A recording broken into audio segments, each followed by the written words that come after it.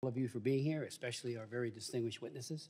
Thank you for taking the time to prepare your testimonies and for your leadership for many, many years.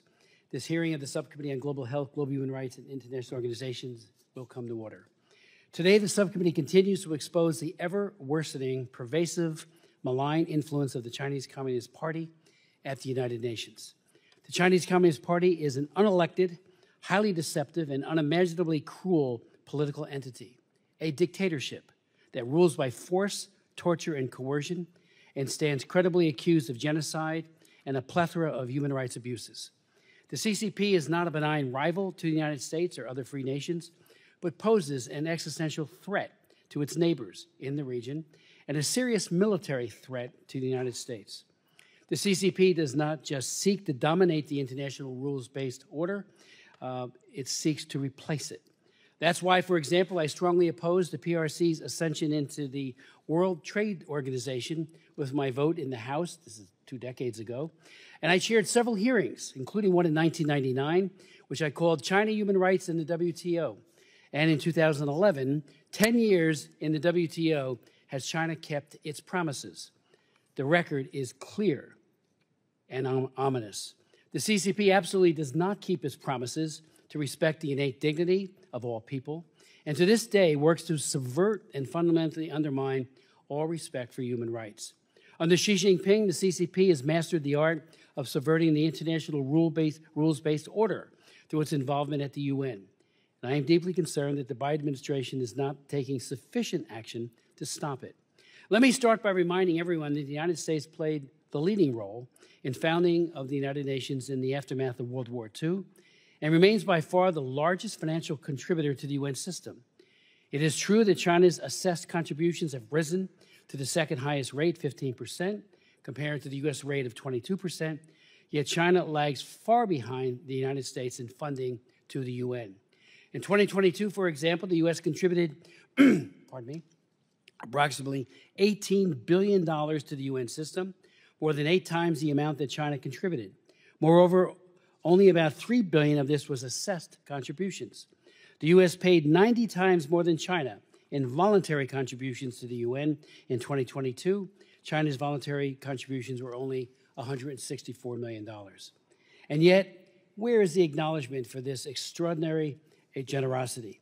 Why does the United States so often fail to yield commensurate influence within the UN system? Ambassador Bremberg and Ambassador Curie, I want to thank you especially for your previous service representing the United Nations at the United Nations and for being here today. And Suzanne Nozzle, welcome to you as well. We look forward to hearing your reflections on these matters from your personal experience of the CCP's corrupting influence in the UN system. Even though China's financial contributions to the UN remain comparatively small, the CCP has become adept at manipulating the UN system for its own advantage. The CCP blatantly uses its position on the UN Human Rights Council to shield itself from criticism and to avoid accountability for its horrific human rights abuses. I was appalled when former High Commissioner for Human Rights Michelle Bachelet caved to CCP demands to water down her report on Xinjiang. Instead of rightly declaring these atrocities a genocide, she pulled punches and delayed the release of the report literally until the 11th hour, publishing the document minutes before her term expired. And when the United States proposed a resolution to merely debate the ongoing genocide in Xinjiang, it was voted down at the Human Rights Council because the CCP lobbied effectively against it.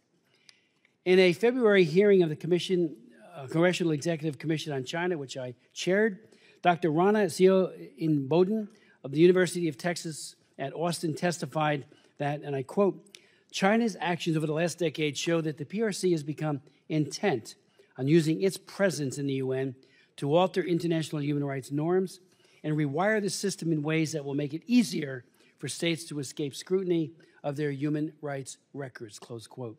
This includes manipulating the Universal Periodic Review process, which they did very effectively, sadly, where the CCP pressured developing countries and fellow authoritarian regimes to speak in its favor and help obscure its abysmal human rights record. They crowded out comments by other nations by filling up the roster with people who are just paying lip service and kowtowing to China. As I said at the hearing just in February, the truth is that Xi Jinping and the Chinese Communist Party constitute a systemic challenge to the international rules-based order and reject the very concept of universal human rights.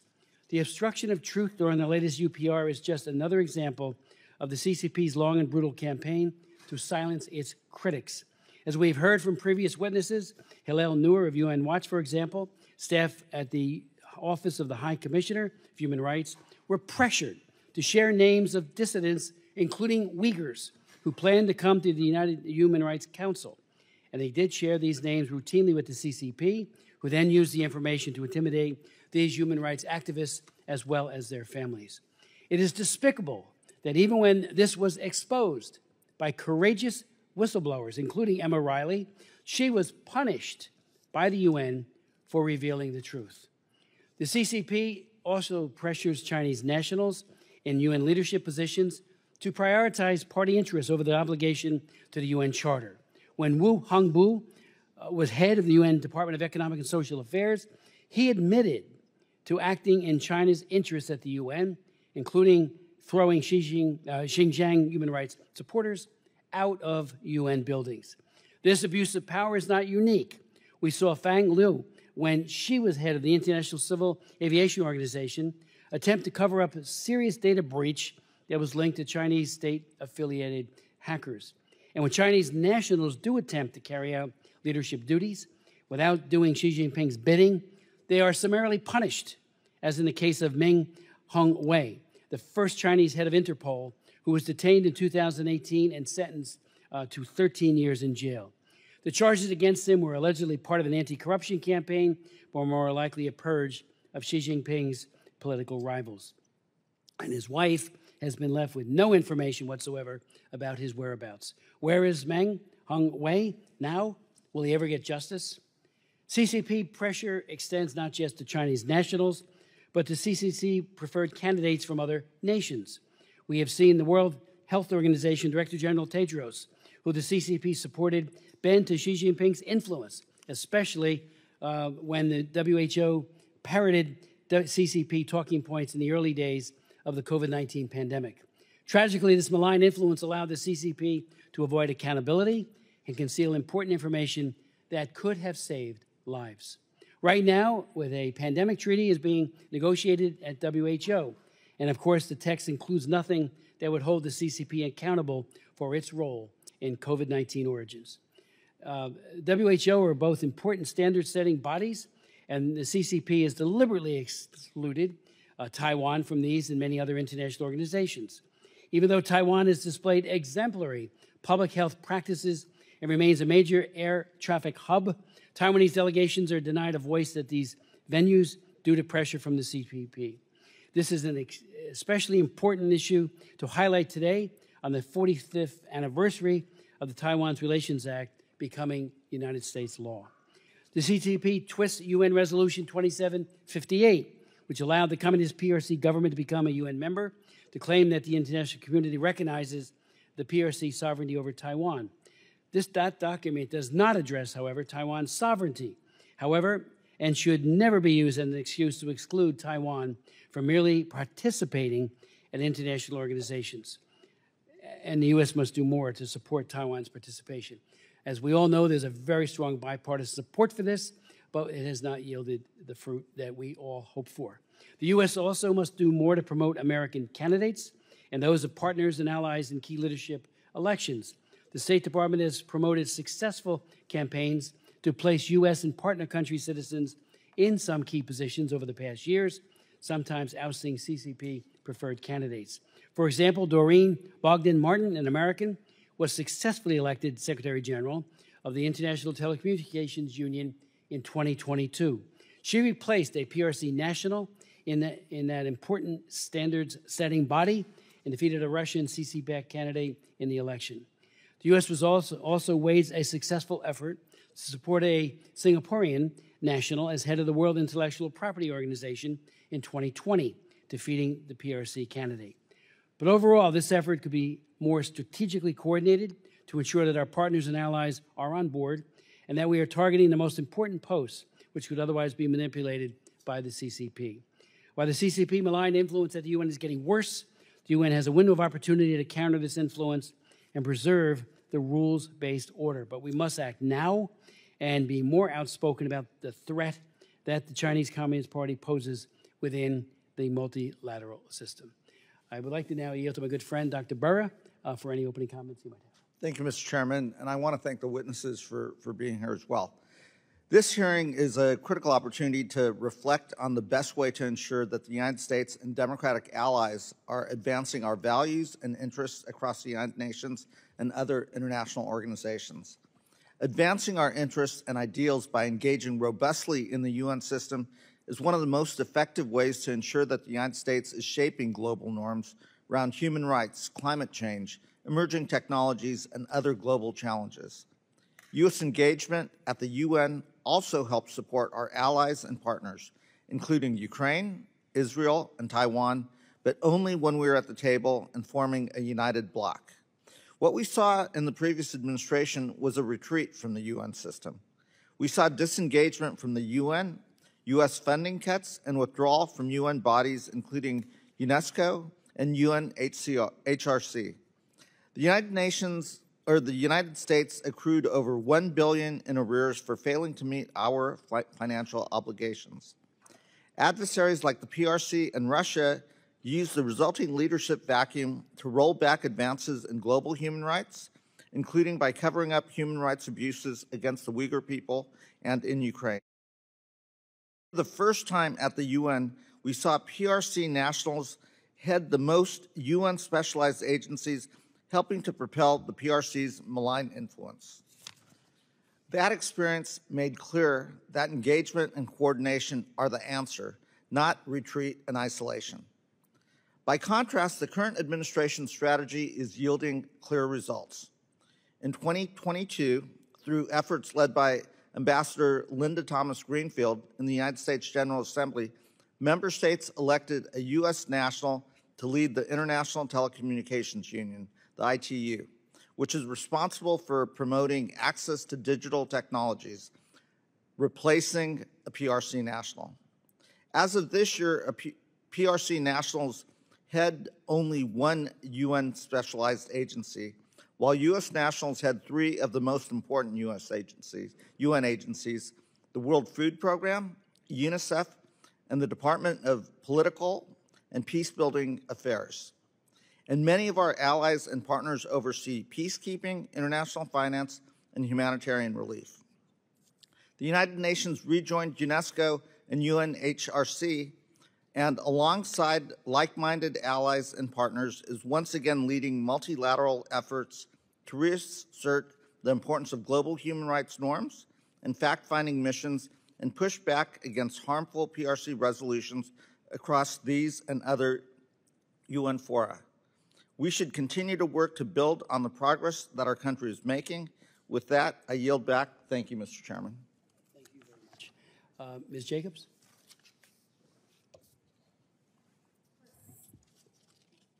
Thank you so much, Mr. Chairman, and thank you to our witnesses.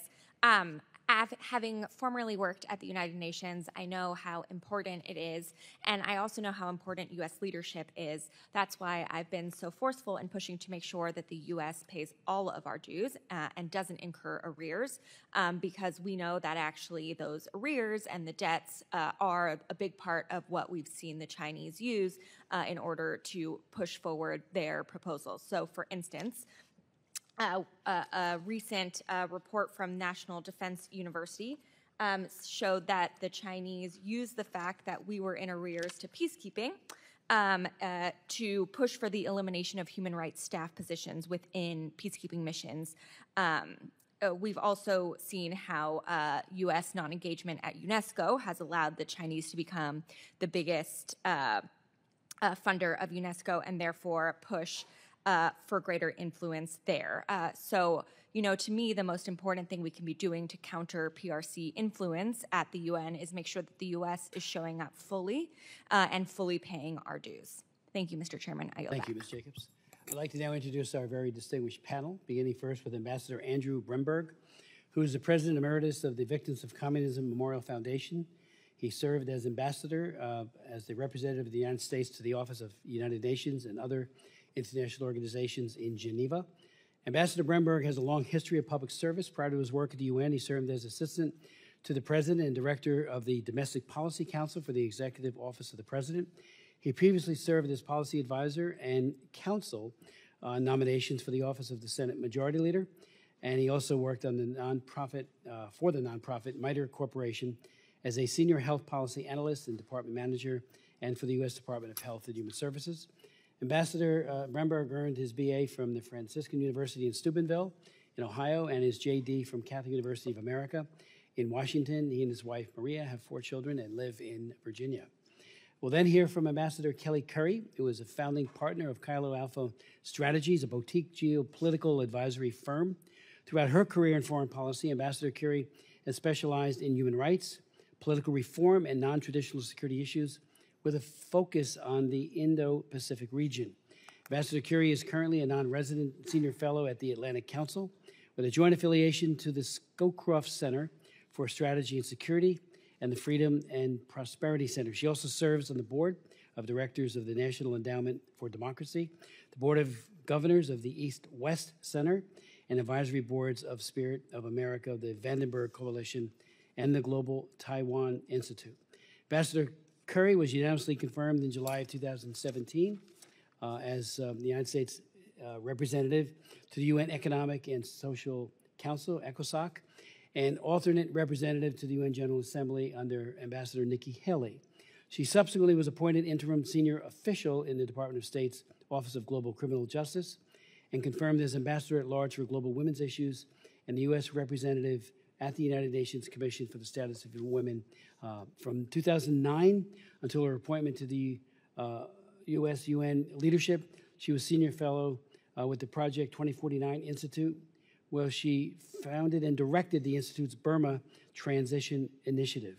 From 2021 to 2023, Ambassador Currie was an adjunct senior fellow with the Center for New American Societies Indo-Pacific Security Project.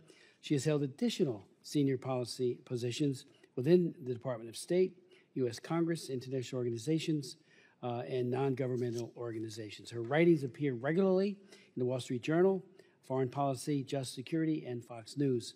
She received her JD from Georgetown University Law Center with a focus of international human rights law and an undergraduate degree cum laude in political science from the University of Georgia's School of Public and International Affairs. And thirdly, we will hear from Suzanne Nozzle, is that correct?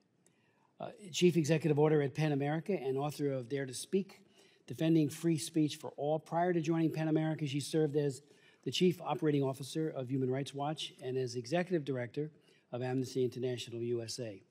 She has served in the Obama administration as Deputy Assistant Secretary of State for International Organizations, leading U.S. engagement in the UN and multilateral institutions on human rights issues, and in the Clinton administration as Deputy to the U.S. Ambassador for UN Management and Reform. Ms. Nossel coined the term smart power, which was the title of the 2004 article she published in Foreign Affairs magazine and later became the theme of Secretary Clinton's tenure in office. She is a featured columnist for Foreign Policy magazine, writes for Foreign Affairs, and has published op-eds in the New York Times, The Post, and LA Times, as well as scholarly articles in Foreign Affairs, Dissent, and Democracy, among others. She's a member of the Oversight Board, an international body that oversees content moderation on social media. She's a former senior fellow at the Century Foundation, the Center for American Progress, and the Council on Foreign Relations. She is magna cum laude graduate of both Harvard and Harvard Law School. Thank you. And Ambassador Bremberg, the floor is yours. Thank you, Chairman Smith and members of the committee. I'd like to ask that my written statement be submitted as part of the record. I appreciate the opportunity to testify today regarding the influence of the Chinese Communist Party in the United Nations. Over the last decade, the CCP has grown increasingly assertive in its engagements at the UN. What was once a defensive, snapping turtle posture has been replaced with Xi Jinping's wolf warrior foreign policy. As the U.S. ambassador to the UN in Geneva, I saw firsthand how China sought to bend international norms to fit Beijing's malign interest. The COVID-19 pandemic showed the world firsthand the consequences of China's influence at the UN. China clearly failed to live up to its obligations under the international health regulations. China's reluctance and refusal to share critical data about the virus, including its transmissibility and live virus samples, harmed the global response. Shockingly, through all of this, the WHO failed to hold China accountable for its lack of transparency. At the time when we needed it the most, the WHO's communications and actions were influenced by political considerations rather than grounded in public health and the need for impartial dissemination of information. Almost 20 years earlier, the CCP had been publicly criticized by the WHO for its failure to be transparent about a novel coronavirus outbreak, now known as SARS. This resulted in significant reforms to the IHRs to ensure that countries would be transparent about novel infectious diseases. Surely this time, after the experience of SARS and the strengthening of the IHRs, the WHO leadership would insist on transparency. From all of my meetings and calls with the WHO Director General and his staff, we knew the WHO was asking the right questions in private about getting a team on the ground immediately to investigate, about getting more information on transmissibility, about tailored travel restrictions, and about access to live virus samples. But not once did the WHO or its leadership publicly share how those questions were either rejected, ignored, or given delayed or very partial answers by China. What had changed in 20 years? While the world had strengthened the rules, the CCP had strengthened its relationships in the WHO to ensure it would not be criticized. One of China's other high-profile leadership roles in the UN was the Secretary General of the International Telecommunications Union. During his time of service, significant concerns were raised about how China used this position to promote a more authoritarian model of Internet governance, which emphasizes state sovereignty over the Internet and tight controls over cyberspace, reminiscent of Beijing's Great Firewall. We saw China influence the development and adoption of global technical standards for telecommunications and information technologies, including standards advancing surveillance and censorship. China also leveraged its influence to favor domestic companies such as Huawei in the global market. Fortunately, in 2018, the U.S. put forward a senior American candidate to run for Deputy Secretary General of the ITU, and after winning, she was later elected as the new Secretary General in 2022. In 2020, the World Intellectual Property Organization held a Director General election, and a Chinese national was the assumed favorite.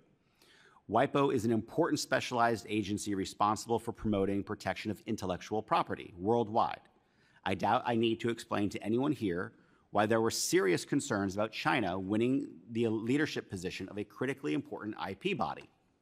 In response, the U.S. led a coalition of countries to push back against China's campaign, and a new Director General was elected in the most lopsided victory in WIPO's history. This was widely viewed as a significant moment in the politics of international organizations, demonstrating the ability of a coalition of countries to finally push back against China's increasing influence in global governance, and paved the way for the U.S. to secure the leadership position at the ITU in 2022. While it is clear the U.S. has started to halt China's march at the UN, we are still failing to address the terrible human rights abuses currently taking place. China aggressively combats criticism of its human rights record, leveraging its diplomatic network and economic influence to discourage criticism or dilute condemnations at the Human Rights Council or other fora. It has proactively organized support for statements and resolutions backing its policies in Xinjiang, Tibet, and Hong Kong, effectively using the UN system to legitimize its worst human rights violations. In 2022, the Victims of Communism Foundation published a massive trove of hacked documents and images from Beijing's de facto concentration camps in Xinjiang. It included not only photos of detainees, but internal police documents detailing the methods of detention, including unmistakable phrases like "shoot first, report later," and also private speech transcripts in which senior communist officials called for detaining Uyghurs en masse, while highlighting the direct involvement of Xi Jinping and other senior CCP officials in the genocidal campaign. Thankfully, these files were repeatedly referenced and included in the Office of the UN High Commissioner's August 2022 report, which was much delayed, but did conclude that the CCP's actions may constitute crimes against humanity. It is shameful that this report has never been discussed at a meeting of the Human Rights Council. While the U.S. did attempt to add this to the HRC agenda in October of 2022, this effort failed by 2 votes. What I find even more shameful as an American is the fact that the U.S. has made no attempt since to get this report on any agenda. I would also note that in 2022, China ratified 2 International Labor Organization conventions related to forced labor. The U.S. can use these ratifications as a leverage point to push for stringent enforcement and monitoring mechanisms within the ILO to ensure that China fully complies with these conventions. Unfortunately, I am not aware of any actions the U.S. taken in this regard. To conclude, if the U.S. is going to participate in a UN body, we must take a proactive approach. We should work to shape the agendas and seek leadership positions or actively promote candidates from like-minded countries. The U.S. can work closely with our allies to coordinate positions and voting strategies and jointly push for reforms in UN institutions that ensure transparency and accountability.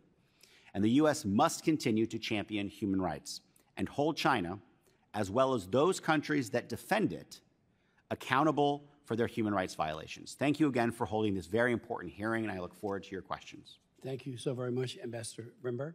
Ambassador Kerry. Chairman Smith and distinguished committee members, thank you so much for the invitation to speak today. I'm here in my personal capacity, and I ask that my full statement be included for the record. Without objection, all of your statements will be included in the record and any extraneous material you would like to add. Thank you. As the United States contributes approximately $18 billion a year to the United Nations, its value proposition for the American people increasingly comes down to whether the UN remains an effective tool to address global challenges and to what degree China and the CCP are using these institutions to expand their own power and influence at our expense. Today's hearing is focused on the second issue, but these questions are heavily intertwined for us and for the UN. In a 2023 speech, EU Commission President Ursula von der Leyen put it very well. The Chinese Communist Party's clear goal is a systemic change of the international order with China at its center. We have seen it with China's positions in multilateral bodies, which show its determination to promote an alternative vision of the world order, one where individual rights are subordinated to national security, where security and economy take prominence over political and civil rights." End quote. Nowhere is this new vision more deeply felt than in China's approach to the United Nations system. Xi Jinping has serious ambitions to rewire the post-World War II global architecture and bend it to accommodate CCP rule. Xi Jinping thought is rooted in deeply authoritarian concepts that run counter to the normative framework of the United Nations Charter, the Universal Declaration of Human Rights, and other pillars of the UN. But at the UN, China gets away with claiming that these same thoughts are integral to achieving the Sustainable Development Goals. How is this possible? China's win-win strategy starts with seeking maximum value for minimum cash. As Chairman Smith noted, China pays the second largest assessed contribution, but only provides 0.5 of the voluntary funds that pay for 2/3 of UN activities, while the United States provides around 30% of those voluntary funds. But China manages to get quite a lot for their 0.5%. Take the UN Peace and Development Fund, for instance. I'll talk about how it started. In 2015, Xi Jinping personally announced a $1 billion contribution to support the newly minted SDGs in his big speech at the General Assembly during High Level Week. How it's going? Well, the actual funding is around $20 million a year, and the money is split between the Secretary General's Executive Office and the UN Department of Economic and Social Affairs. DESA, which is led by a Chinese national and former CCP official, uses half of that money to integrate the Belt and Road into the SDGs. That's literally the goal of the project. The other half is essentially a slush fund for pet projects that the Secretary General can't get funded through the regular budget.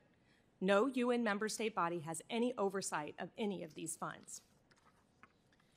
Beijing also seeks out, as both Andrew and Chairman Smith have mentioned, Beijing also seeks out leadership positions in key UN bodies such as Interpol and ICAO and the Food and Agriculture Organization. They use bribery to win these elections, and then the agency heads pursue their Chinese national interests in violation of their oath of office under the UN Charter. They also win with unelected UN officials as well, such as High Commissioner for Human Rights Michelle Bachelet. She was co-opted into undermining her own office's investigation into the Uyghur genocide, as Chairman Smith noted, and took a highly criticized trip to China where she was seen beatifically gazing at Xi Jinping as he delivered a videotaped lecture to her on human rights. It was a stunning moment that undermined the entire object and purpose of the Office of the High Commissioner. She's not alone, however. The Undersecretary General for Counterterrorism, Vladimir Voronkov, also whitewashed China's crimes in the Uyghur region with his controversial 2019 trip to China, where he gave a press conference at the end that made no mention of the fact that China was instrumentalizing counterterrorism laws to imprison more than 1 million Uyghurs. Bachelet and Voronkov were only following in their boss's lead, however. Secretary General Guterres maintains a studied silence on China's abuses while praising Xi Jinping's leadership. So much winning for China. When co-optation fails, Beijing resorts to coercion. China is a leader in reprisals against human rights defenders, regularly harassing civil society representatives by blocking their access and shouting them down in UN forums. When I was at US-UN, we had an issue where Dolken Issa, the head of the World Uyghur Congress, attempted to enter UN headquarters for a forum. He was sponsored by a German NGO called the Society for Threatened Peoples. We had to go all the way up to the Secretary General in order to get Dolken Issa admitted into the UN headquarters. And at one point, I was told that the Chinese permanent representative was calling the Secretary General every day and screaming at him on the phone so loudly that his voice could be heard in the outer offices. When that effort failed, China tried to revoke the consultative status of Society for Threatened Peoples in the NGO committee. Fortunately, we were able to defeat them, but these are the kinds of tactics, the extreme lengths that China will go to stop one human rights defender from entering the United Nations. As Andrew mentioned, even after flagrantly violating international health regulations during the COVID pandemic and causing massive global harm, China has suffered no meaningful loss of access or influence at the UN. Why is this?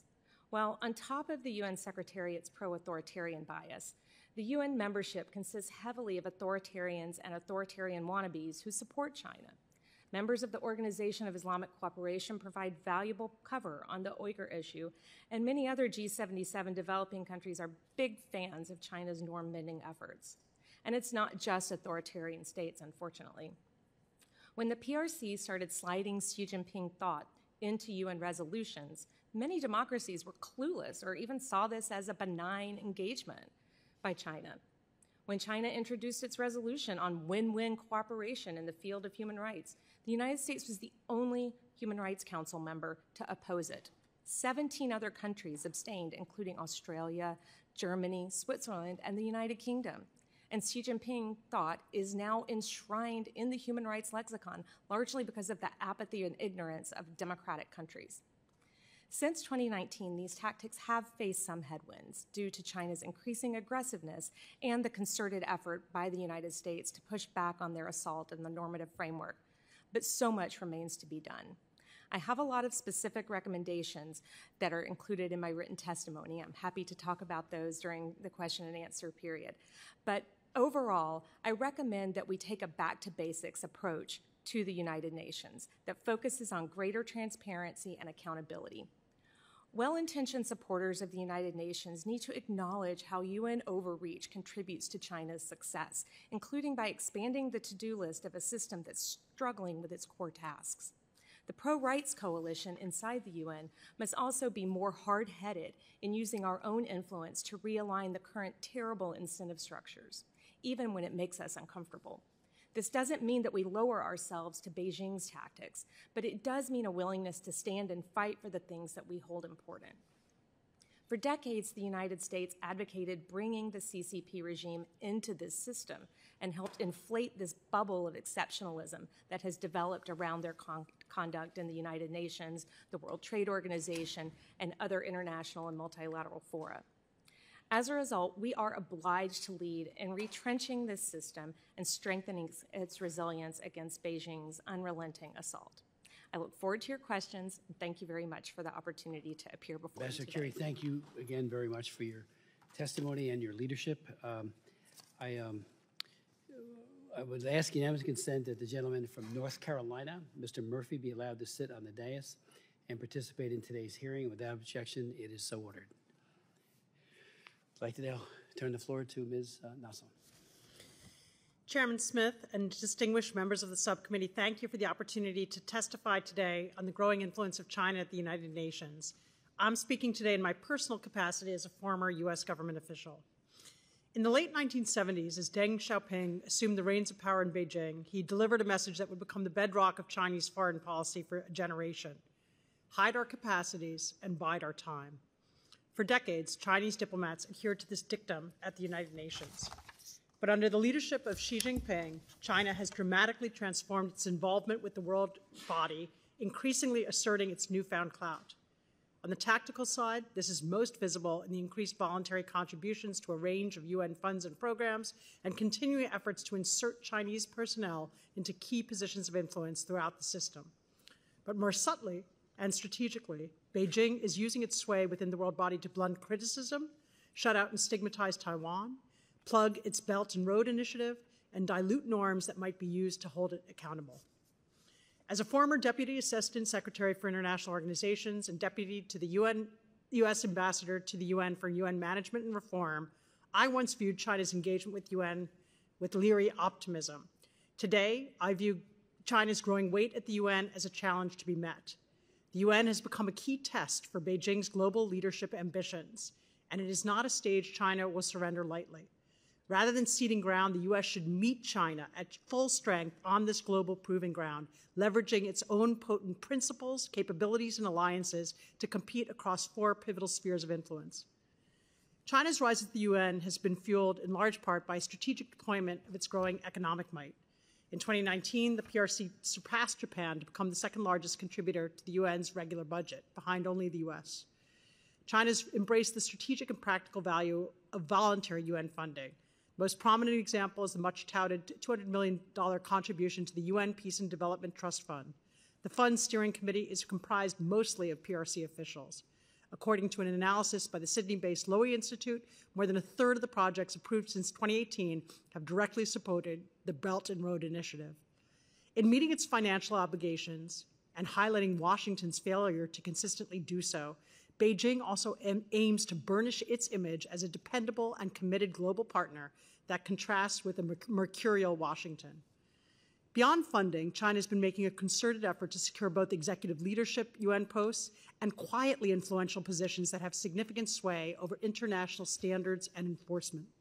These include the International Telecommunications Union, which plays a vital role in internet governance and is a setting in which China sought to advance its vision of digital authoritarianism. More recently, China has begun to flex its personnel muscles at the center of the UN's peace and security work. The PRC has long deployed more UN peacekeepers than the other P5 members combined and is now leveraging its skin in the game to fill coveted peacekeeping-related posts. Increasingly, these UN deployments allow the PLA soldiers a chance to gain valuable operational experience in foreign settings. Over the last decade, China has become a far more assertive Security Council presence, joining with Russia to veto resolutions on Myanmar, Zimbabwe, Venezuela, North Korea, and most frequently, Syria. These vetoes denied UN interventions to safeguard human rights and prevent government abuses. China's actions on the Security Council reflect an evolving relationship between Beijing, Moscow, and a newfound axis of disruptors that also includes Tehran and Pyongyang. These 4 capitals have found common cause in championing the primacy of national sovereignty, minimizing the importance of human rights standards, and frustrating American interests. The PRC is also asserting itself as a key actor within the UN's human rights bodies. They follow a 2-pronged strategy to, 1, block international criticism of Beijing's own repressive human rights record, and 2, promote orthodox interpretations of national sovereignty and non-interference in internal affairs that weaken international norms of transparency and accountability. The PRC has also consistently used its seat on the UN Committee on Non-Governmental Organizations to block applications from organizations seeking UN consultative status. China links these rejections to explicit endorsements of its One China policy, forcing organizations to recognize Tibet and Taiwan as integral parts of Chinese territory. In so doing, China has created a structural bulwark that shrinks the space for human rights and other civil society voices.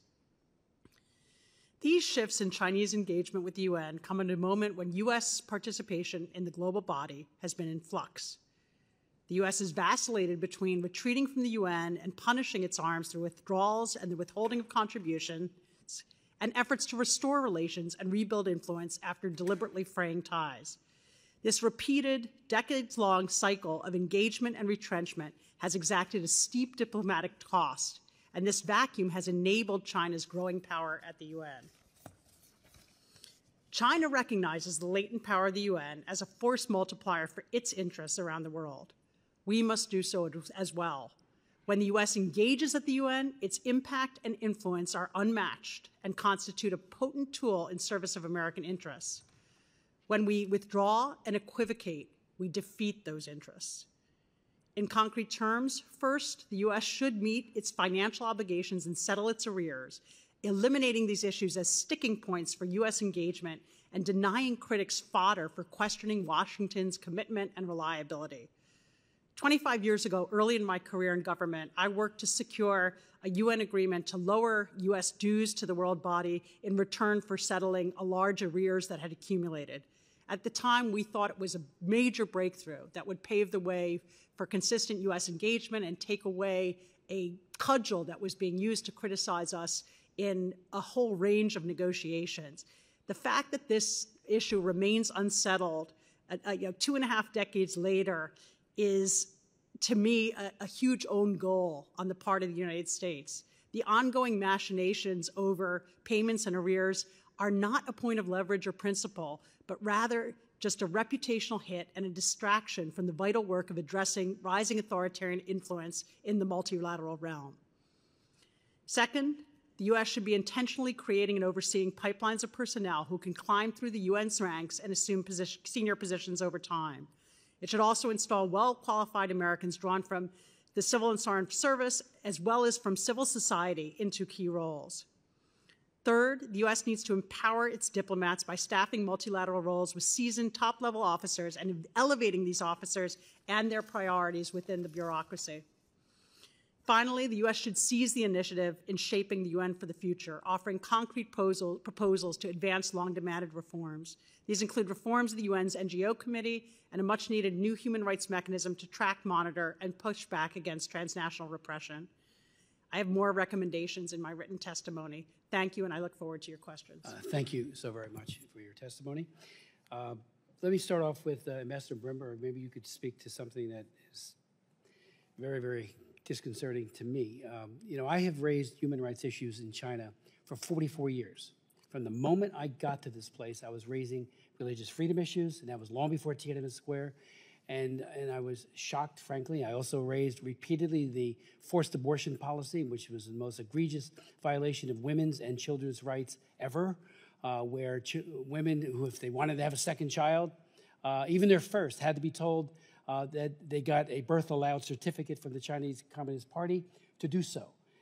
So there's been, unfortunately, a terrible, terrible, going back to Mao Zedong, record of human rights abuse of every kind. And I'm just wondering, why so many of the countries, and Ambassador Curie, you mentioned some of our closest allies who have taken a walk on China. Is it the trade issue? Let's not forget that, we bungled the trade issue as well. I remember when President Clinton linked human rights with most favored nation status for China. I couldn't have been happier. I gave press conferences, spoke on it repeatedly, that he had taken a really principled stand. I was joined by Speaker Pelosi, not Speaker then, but she was a very effective member of the Foreign Affairs Approach Committee. And we were joined in saying, yes, this is what needed to be done. Use that leverage, that economic leverage, to try to spur pro-human rights protections. To my shock and dismay, on May 26, 30 years ago, May 26, 1994, Bill Clinton delinked human rights from trade. And just so you know, I went over and I met with people in the foreign ministry about midway through the review period after he linked them. And I was told by the foreign ministry there's no way they're not going to get MFN. Who are we to be raising human rights issues with the Chinese Communist Party? And I said, well, what about South Africa? I was for apartheid sanctions. Are you just like them? You say it's a sovereignty issue? He had no answer to that one, and then he defaulted and said, well, we're getting it. I came back and called up Warren Christopher. I talked to his staff, not him. And I said, please, they think we're bluffing. Turns out we were bluffing. And on May 26, 1994, we delinked human rights from trade, and I believe in my heart of hearts that's when we lost China, because there would have been serious efforts to try to ameliorate some of their worst human rights abuses, but that never happened because they got their trade. Fast forward to today, why are these countries taking a walk the way they do? The OIC, I've met with many ambassadors about why the Muslim countries are not more proactive when it comes to the slaughter, the genocide against Muslim Uyghurs. And I've had multiple hearings on it. And I even, after we got our bill passed on forced organ harvesting a year ago in March, the Chinese embassy went all out saying it's all lies and there's no forced organ harvesting, even though the evidence is overwhelming. Just did another hearing on it 2 weeks ago. It's horrible. But they also said, anybody who wants to come to Xinjiang, you're welcome to come. I immediately sent over a letter, said I'd like to lead a bipartisan congressional delegation to Xinjiang. You said you've got nothing to hide. Well, you're hiding, but let me come in. Let me bring a group of Republicans and Democrats in, and even executive branch people who would want to join us on the CSEE. I've written that letter how many times now in follow-up? Nothing. Crickets coming from the Chinese embassy. They get away with murder, literally. Is it all about the trade? People can't be persuaded. Why North Korea, Iran, Venezuela, Cuba, why all of those countries' governments would do this, but not the democracies. Maybe you could shed some light on that, because it's tragic beyond words. Thank you, Chairman Smith. And at the outset, I want to thank you again for your more than 40 years of heroic leadership on this issue. Your intro and discussion just now of the 30-year mistake is exactly right. I, unlike you, was not around at the time, so I don't remember all of those issues. I wasn't working on this at the time. But I look at it through the lens of, while those were mistakes made in the past, we are not bound by history to repeat or keep making the same mistake. Every day we have a new opportunity to change directions for U.S. policy. And I think the U.S. is in the process of doing that. We've seen both over the last administration and this administration a beginning of a change in recognition of that issue. In working with other Western or democratic countries, during my experience at Geneva, that was one of the most shocking aspects, was that in speaking with my colleagues, they were incredibly obtuse to the notion that somehow the Chinese Communist Party was not a force for good, was not a good partner, and that in fact they were a wonderful partner to work with in multilateral settings. It was actually the opposite of my conversations with many OIC ambassadors, who I remember many occasions where I was going to demarche an OIC ambassador about the exact Xinjiang issue. In private, this individual stopped me immediately out of the gate and said, "Don't talk to me about this. I've been to Xinjiang. I took the Temkin village tour, and I know what they're doing there. And it's your fault." That hurt. I was prepared by my State Department staff to present them the evidence to explain what was going on in Xinjiang. No one had even focused or realized that these countries know what's happening, Mr. Chairman. And it's not that they don't care. They feel economically influenced and at peril by the CCP, and they don't know where the United States stands. A different ambassador said, in expressing great frustration, pointing to you, the United States, You created this dragon. We're the ones that have to run from it. That was a shocking quote to hear from an ambassador. As you're saying in your question, though, why don't the democratic countries get this? And in my experience, I think they're starting to finally. And unfortunately, I think it's taken the invasion of Russia and Ukraine to help wake them up. I would have many conversations with Western ambassadors who were eager for the U.S. to rejoin the Human Rights Council. And I, having been a new ambassador, having come from the White House, said, I'd love to engage you on how the U.S. can rejoin the Human Rights Council on needed reforms. You know, what are you willing to do? And I was shocked at the sense that for them, the Human Rights Council took on a value because it was a mechanism, not out of the value of the work that it was supposed to do. And the fact that if the council met 3 times a year and achieved nothing, that was a good in of itself, whereas I found that ridiculous. And that the point of the council had to be to stand for human rights, and that in instances where the world, under the UN auspices, gets together to talk about human rights and fails to do so, that's actually worse than doing nothing. You're actually creating this impression of global human rights consciousness and saying that the atrocities taking place in China are okay. And that's a huge mistake. And sorry for going long, I'll just close with, I think the invasion in Russia has woken them up a little bit. There was a huge complacency among my colleagues to think that, you know, there aren't good guys and bad guys in this world. There's just diplomats that are all here meeting, and as long as we're meeting, there won't be war. And they were wrong. And I think they've started to learn this now. And I think they've recognized, whether it's not just clearly Russia, but especially the CCP, they're not at this for kind of benign reasons. Yes, Ambassador Curie. My experience mirrors that of Andrew's. I think that one of the challenges is that you have people who come into the UN system who are experts in multilateralism. They don't know anything about Chinese politics. They don't know anything about the CCP. And I remember having to very patiently over and over and over again explain to our allies, our closest allies, and this was back in 2017, what the basis of Xi Jinping thought was, why it was not a great idea to include win-win cooperation and shared future of humanity for all mankind language into UN resolutions, why this was, in fact, a terrible idea, and that this language represented an assault on the normative framework of the United Nations. They genuinely did not understand what I was talking about. And so I think that was a big piece of the problem to begin with.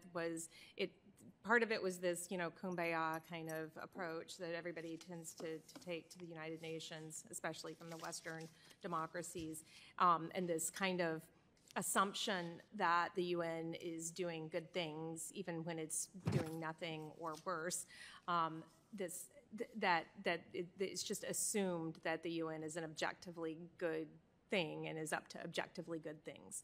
And I think that one of the problems that we encountered over and over again was that the ability to even meet the demands of a daily schedule in the United Nations overwhelmed the U.S. mission, which is one of the largest in New York and in Geneva. And so for smaller countries, for countries that don't have our heft, trying to keep up with what's going on in the United Nations is impossible because the agenda, as I mentioned, has grown so unwieldy that the Chinese have a lot of places that they can just work unimpeded because nobody's really even paying attention to what they're doing. And so a lot of it is that we can't cover the field the way they do. And that they are basically able to put unlimited resources into the things that they care about because they aren't doing things like funding UNICEF at 25% or funding the World Food Program or funding UNHCR. They don't provide, they provide pennies to those organizations that are doing what most people associate with the work of the United Nations, this humanitarian effort. But they're incredibly strategic about how they allocate their resources across the system, whereas we just, we get a request for a humanitarian appeal, and we're like, okay, here's our 25% commitment to that. It's, you know, we've got to start to look at how we're spending money. It's not that we're not spending enough money at the UN. $18 billion a year is plenty. We should be getting more value just from a pure, and I don't think we even like to talk about that. That's something that we don't even really talk about because of this whole global public good mentality that we bring to the UN, which is right. But I think that being a little bit more hard-headed means that we have to question some of the assumptions that we have had going into this system that have allowed China to manipulate it and use it the way that they do. I think that that's something that we haven't really done. Ambassador Brumberg is right that the Overton window has shifted in terms of people's concerns about what China is up to, but we're now playing huge amounts of catch up and whack-a-mole, basically. You know, we'll try to solve one problem and then 3 more will pop up over here because they, you know, we're just behind the 8 ball on a lot of these tactics that they've been using and in the way that we approach these institutions and whether we are willing to use leverage in ways that make us uncomfortable. And when I say that, I mean, for instance, I don't have a problem with the Biden administration coming back in and rejoining these organizations, rejoining the World Health Organization or rejoining even the Human Rights Council, but doing it without demanding something, without trying to, we know the Biden administration knows what the problems are with the Human Rights Council. They know what the problems are in the World Health Organization and with Tedros. They know what the issues are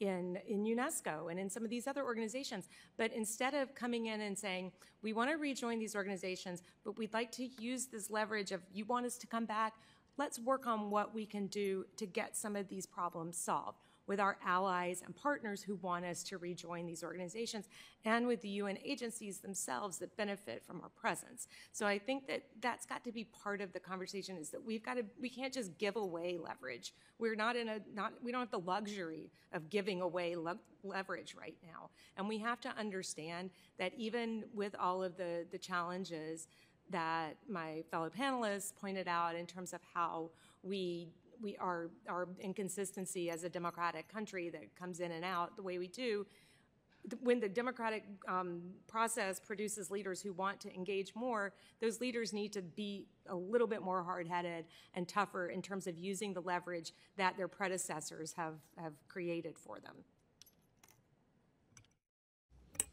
Thank you so much. I wanted to share a little bit about my own experience engaging at the UN Human Rights Council. When I became a Deputy Assistant Secretary of International Organizations in the early period of the Obama administration, the U.S. had been out of the Human Rights Council and rejoined after a period when the Bush administration had withdrawn. And there was a lot of skepticism about the council at the time. People thought the council was biased, that it was feckless, that we could have no influence, that it was even dangerous. There had been a resolution on Sri Lanka that was an embarrassment that essentially praised the Sri Lankan government for genocidal actions. And it was our job to try to prove that the U.S.'s presence could deliver results for American interests. And that required even building up belief in that among the Foreign Service and the bureaucracy itself within the State Department. No one believed we could get anything done. And the way we went about it was methodically. We began with a couple of pieces of lower-hanging fruit. I remember there were China was very much opposed to any resolutions on country situations. They believed it was not the role of the UN's human rights mechanism to look at the affairs of individual countries. And they wanted to block that categorically, and they had done so successfully. And we began choosing country situations that were somewhat less higher profile, Kyrgyzstan and remember Congo, and getting resolutions passed by going around delegation by delegation in Geneva, in Washington, in capitals where necessary, to marshal votes and consensus so that by the time the resolution was tabled, we knew we had the votes. And that kind of ground game really does work. The U.S. Playing this at its best can. Ambassador Curry talked about the apathy. I think U.S. diplomacy is the antidote to that apathy. People have to be educated and engaged about what the stakes are, what can be achieved. You have to raise it at high levels. You have to engage the bilateral relationship and the different equities there. And in so doing, over time, we had a whole string of achievements that remain to this day: creation of a special rapporteur to look at Iran, resolutions on and investigative commissions on Syria and Libya, the first ever UN resolution on digital freedom, defeating an effort to gain an international treaty to ban the defamation of religion, a crucial free expression issue. So we demonstrated that through this level of intensive diplomacy, and it is resource intensive in the sense that you're right, there's a lot going on, and the U.S. has to be ahead of the curve. But compared to dealing with these situations as they worsen, it's a very cost-effective investment in diplomacy, and it really does work. I think the key is that consistency, that you're not playing catch-up each time, that relationships are built and credibility is manifested and accrued over time, both with UN officials and with foreign delegations that expect us to be there and that are looking for U.S. leadership. And I am convinced that through consistently pursuing that kind of strategy, the U.S. can successfully push back on Chinese efforts to turn the UN in the direction of its own interests. Thank you. You know, we're dealing with an issue, and I've already had a hearing on it. I've raised it repeatedly, including with officials at the UNHCR, where China is forcibly repatriating large numbers of North Korean women, separating them in many cases from their families. They've married Chinese men. They're almost all women.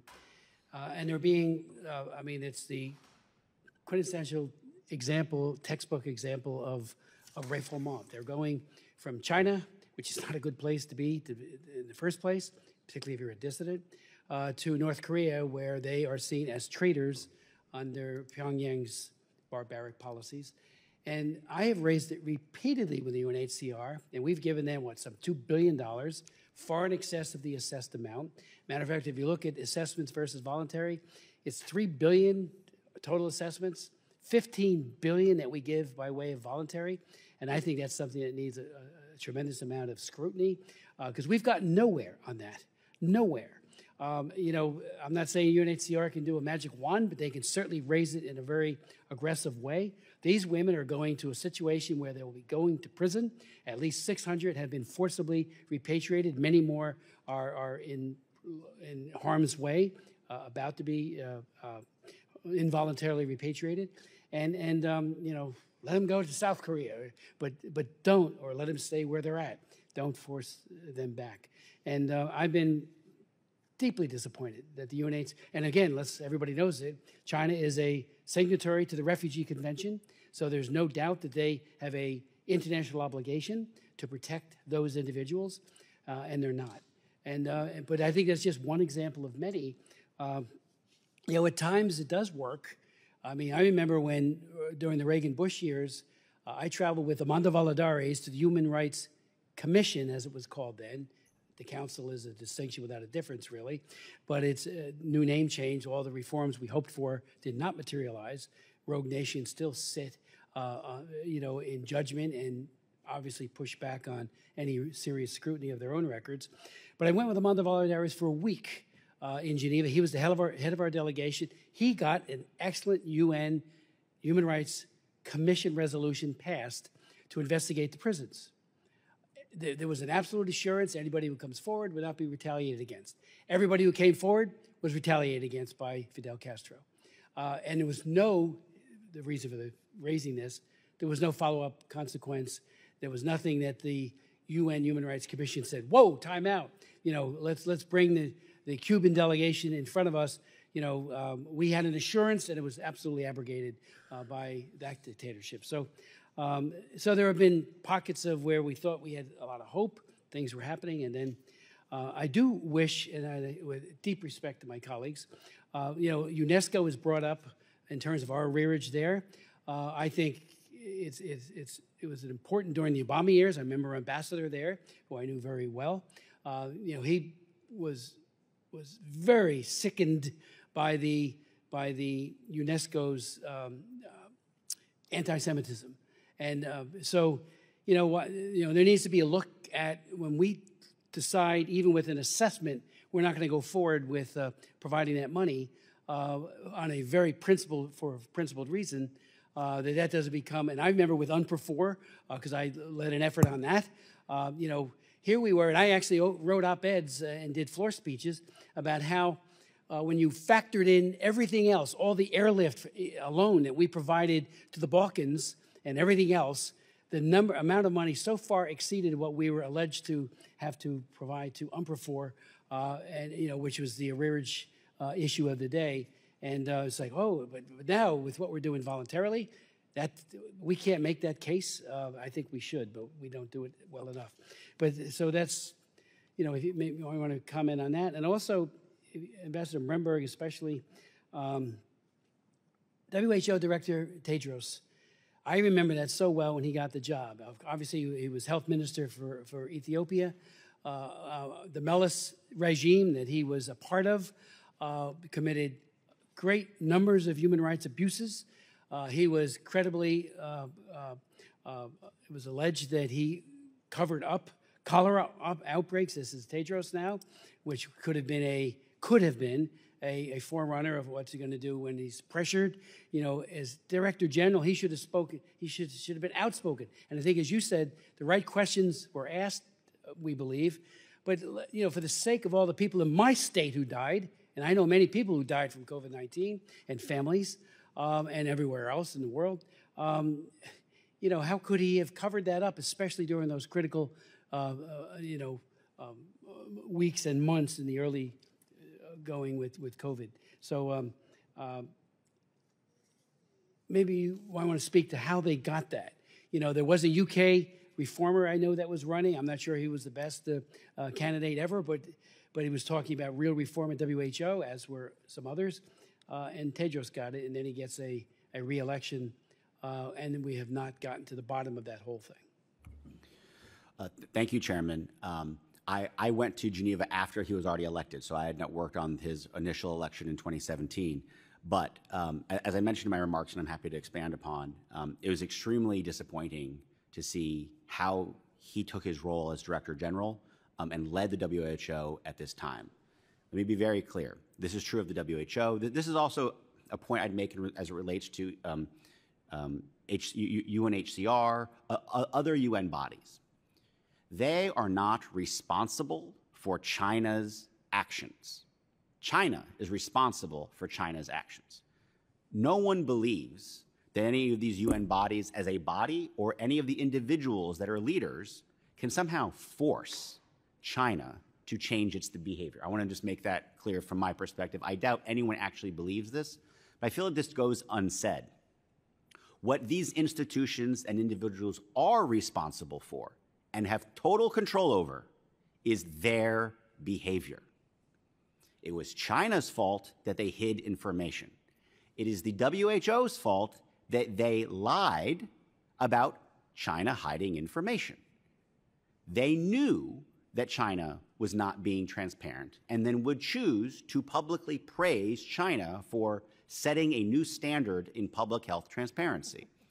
I remember very early on, it was either January or February of 2020, I met with one of my many meetings with Tedros, where knowing that the US had a particularly strong history between the US CDC and China's CDC, he asked me, have you all been getting more detailed epidemiologic data out of China because we haven't been?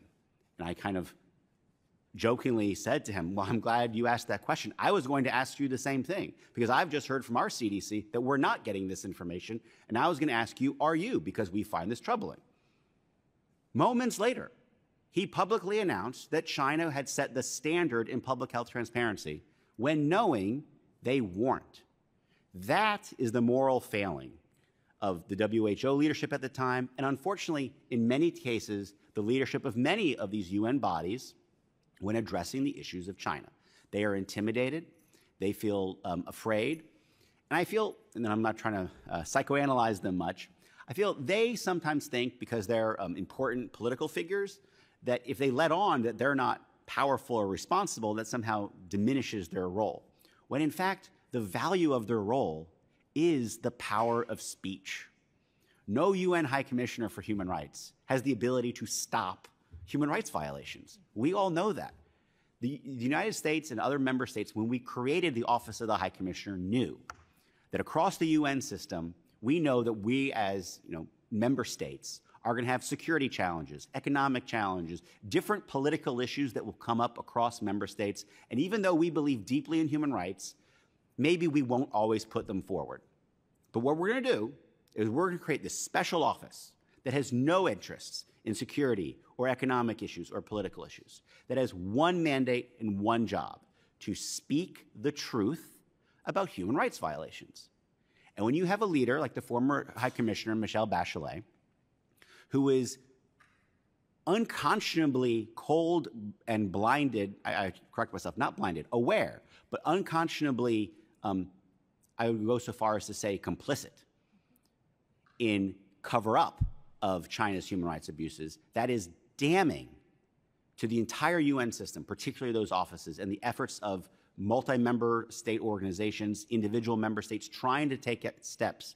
I've gone on too long. I demarched Michelle Bachelet on multiple occasions about the delayed release of their report on the human rights abuses taking place in Xinjiang. And of course, as noted, she released that report, I believe it's 8 minutes left in her tenure, maybe 13 minutes. That was a damning report. But I want to step back and say, she's gone, that's great. We have a new High Commissioner. And I have hope that he will do better than the last one. But what steps has the United States government taken to make sure that happens? Lots of questions get asked about funding. I understand some of the issues as it relates to arrears, but I think we have recent history that shows tighter controls of U.S. funding for UN organizations can actually reach positive outcomes and success. In years past, there were issues around whistleblower protections, and that we had instances of UN bodies where they abused whistleblowers. Congress put in place funding restrictions that prohibited U.S. taxpayer dollars to go to certain UN bodies that have whistleblower, had credible allegations of violating whistleblower protections. That was an important thing, and that actually helped.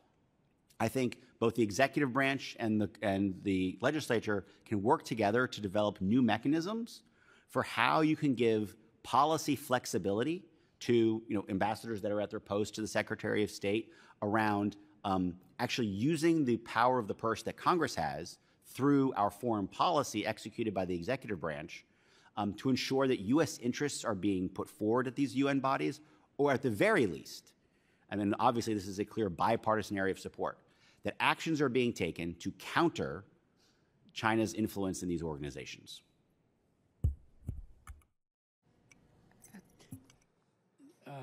Would you want to comment on Emma Riley? Because I thought that was a notorious case of whistleblowers. And I remember when Dick Thornburg sat right there and called for serious reform at the UN with IGs and whistleblower protections and the like. And all of us on both sides of the aisle said, absolutely. It works here, not perfectly, but it does work here. And unfortunately, that has been a disappointment in the extreme. We've seen it over and over again, and then with whistleblowers especially. But Emma Riley, would anyone want to comment on her or not?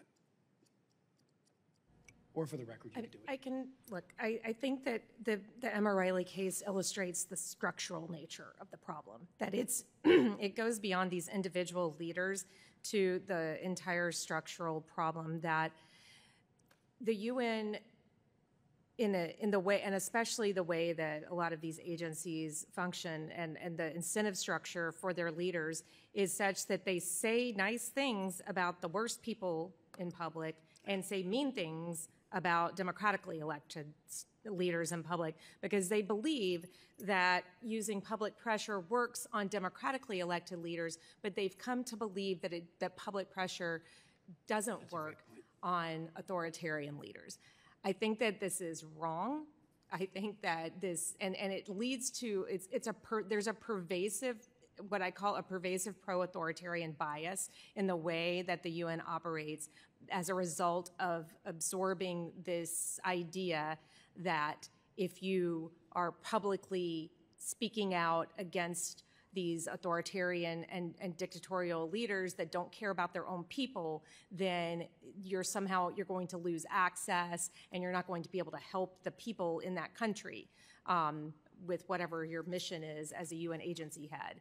And instead, you save your worst criticisms in public for democracies, and whether it's the United States or Israel or other democratic countries that are trying to deal with their own security, economic, political issues, whatever. And so I think that understanding that there is this problematic asymmetry in the way that the entire system works, and understanding how that benefits China and the CCP in terms of how and that they know this, they get this, and they use this. They use their ability to turn off access, and the fact that there's no consequence for them denying access for special rapporteurs. I mean, we have a policy of the United States that any special rapporteur or special procedure that requests a visit to the United States, we will allow them to come. We have a policy of open access. It is our stated policy. China doesn't have anything like that. They would never even come close to that, but they are still just as eligible to be in the Human Rights Council as the United States is. That should be a prerequisite for being a Human Rights Council member. That was one of the things that we put forward as a reform, that there should be some qualifications here. And it's not, bad country can't. It's, do you allow human rights special rapporteurs and special procedures to come into your country freely? Do you have an open invitation to them? That's an indicator of whether you are actually really engaging this system in a genuine way, or whether you're just using it as a shield to defend your own behavior and your abuse of your own people. So I think that there are things that we can do that will have bipartisan support, like you mentioned, with whether it's increasing IGs, increasing accountability and transparency across the system. Everybody who represents U.S. taxpayers should care about what our money is being spent on at the United Nations. We shouldn't just be giving them a blank check. That should never happen. And we should be holding all of these agencies, funds, and programs accountable, whether it's on whistleblower protection or on how their leaders handle it when a major country that purports to be a pillar of the international community completely disregards UNHCR's, the foundational principle of non-refoulement, or disregards the international health regulations in a way that endangers the entire planet. Like, there is zero accountability right now for China or other countries when they violate these basic norms of conduct in the international community.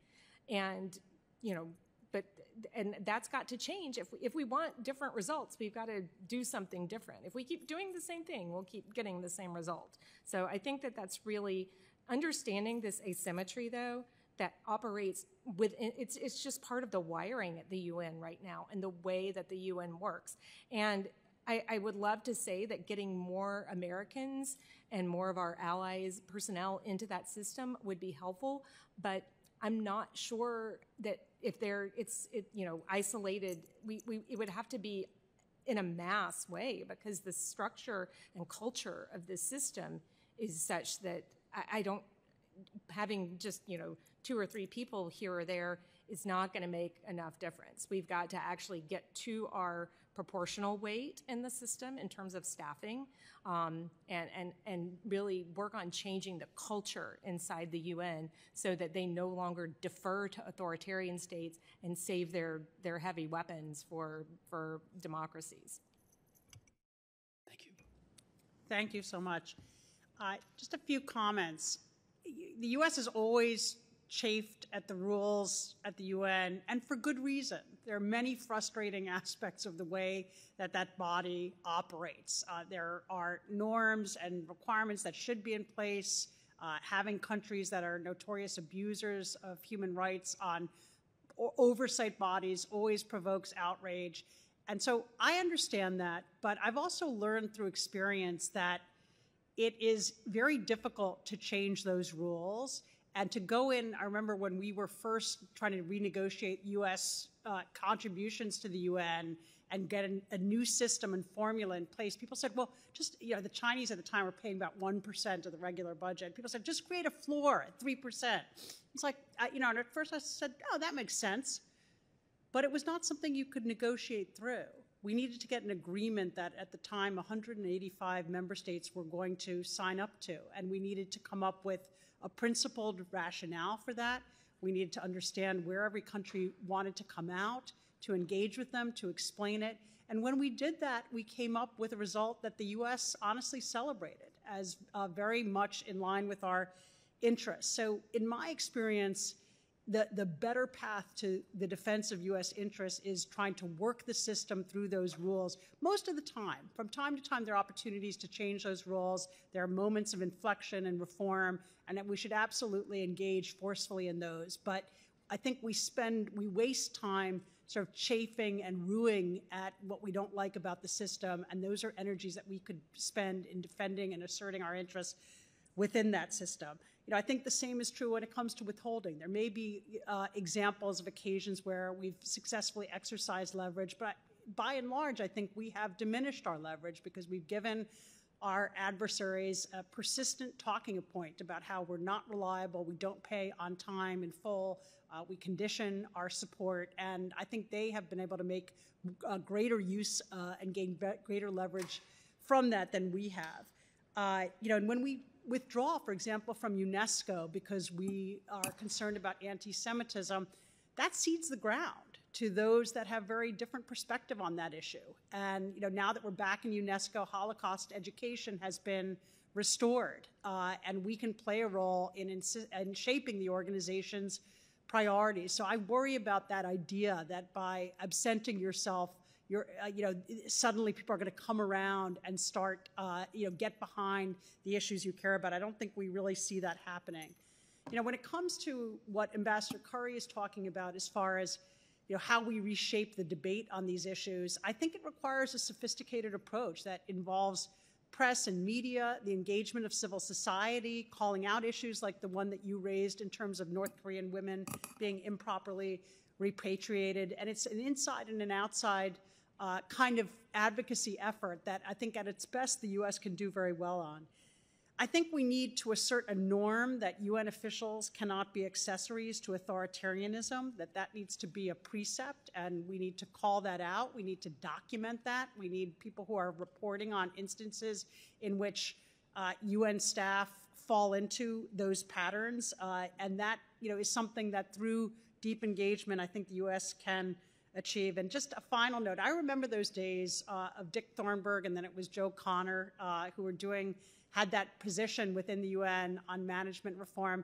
And there was a lot of progress made during that period, the creation of OIOS, the investigative office at the UN, and that has been an important step forward. So it's worth acknowledging that when we have engaged deeply and had concrete, actionable proposals for reform, we can make lasting change because we're now decades later. Okay, thank you very much. I do hope, maybe you'd want to comment on this, and then I'll yield to Ms. Manning. But like with UNESCO, I remember Robert Killian, who used to serve on this committee, and he was chief of staff for the Helsinki Commission, which I chaired for a number of years. He was our ambassador to UNESCO, and he was appalled with the textbooks and the very serious anti-Semitism. So while we may be subjected to criticism by the Chinese or someone for not, for withdrawing our funding, we don't want to enable it. When you provide those very serious numbers of dollars, you advance it, you make it worse. We're having a big issue, we're all having a big issue with the problem of how do you help the people in Gaza who have genuine humanitarian needs while not giving the money to an organization that has shown itself repeatedly to be not only anti-Semitic, but it has been the incubator of child soldiers. You teach a kid who's 4 years old in an UNRWA school to hate Jews. By the time he's 8 or 9, he's well on his way to carrying a rifle or throwing a grenade or doing something. And that's what has happened. And I pointed out during our debate the other day in this committee, when I had a bill that passed the committee, that we'll provide humanitarian aid, but who we provide it through, who the vehicle, is all important. And in 2003, I offered an amendment to say move the money away from UNRWA to vetted NGOs and the like, even UN agencies that are not continuing this cycle of hatred towards Jewish people. Passed the House, never got through the Senate. Again, Senate kills a lot of good bills, but that one was one of them. So, we could have really made a difference then. You might have had fewer kids who are just chomping at the bit to kill a Jewish person, a man or a woman or a child. And so, we'll get criticized again, I'm sure, for not providing money to UNRWA, but boy, it's rife with hatred. I've had hearings where we went through the textbooks. They hate Americans, they being the teachers, and they hate, you can't say every one of them, but I don't know any that don't, in terms of their teaching curricula, and they absolutely hate Israelis and Jewish people. Ms. Manning.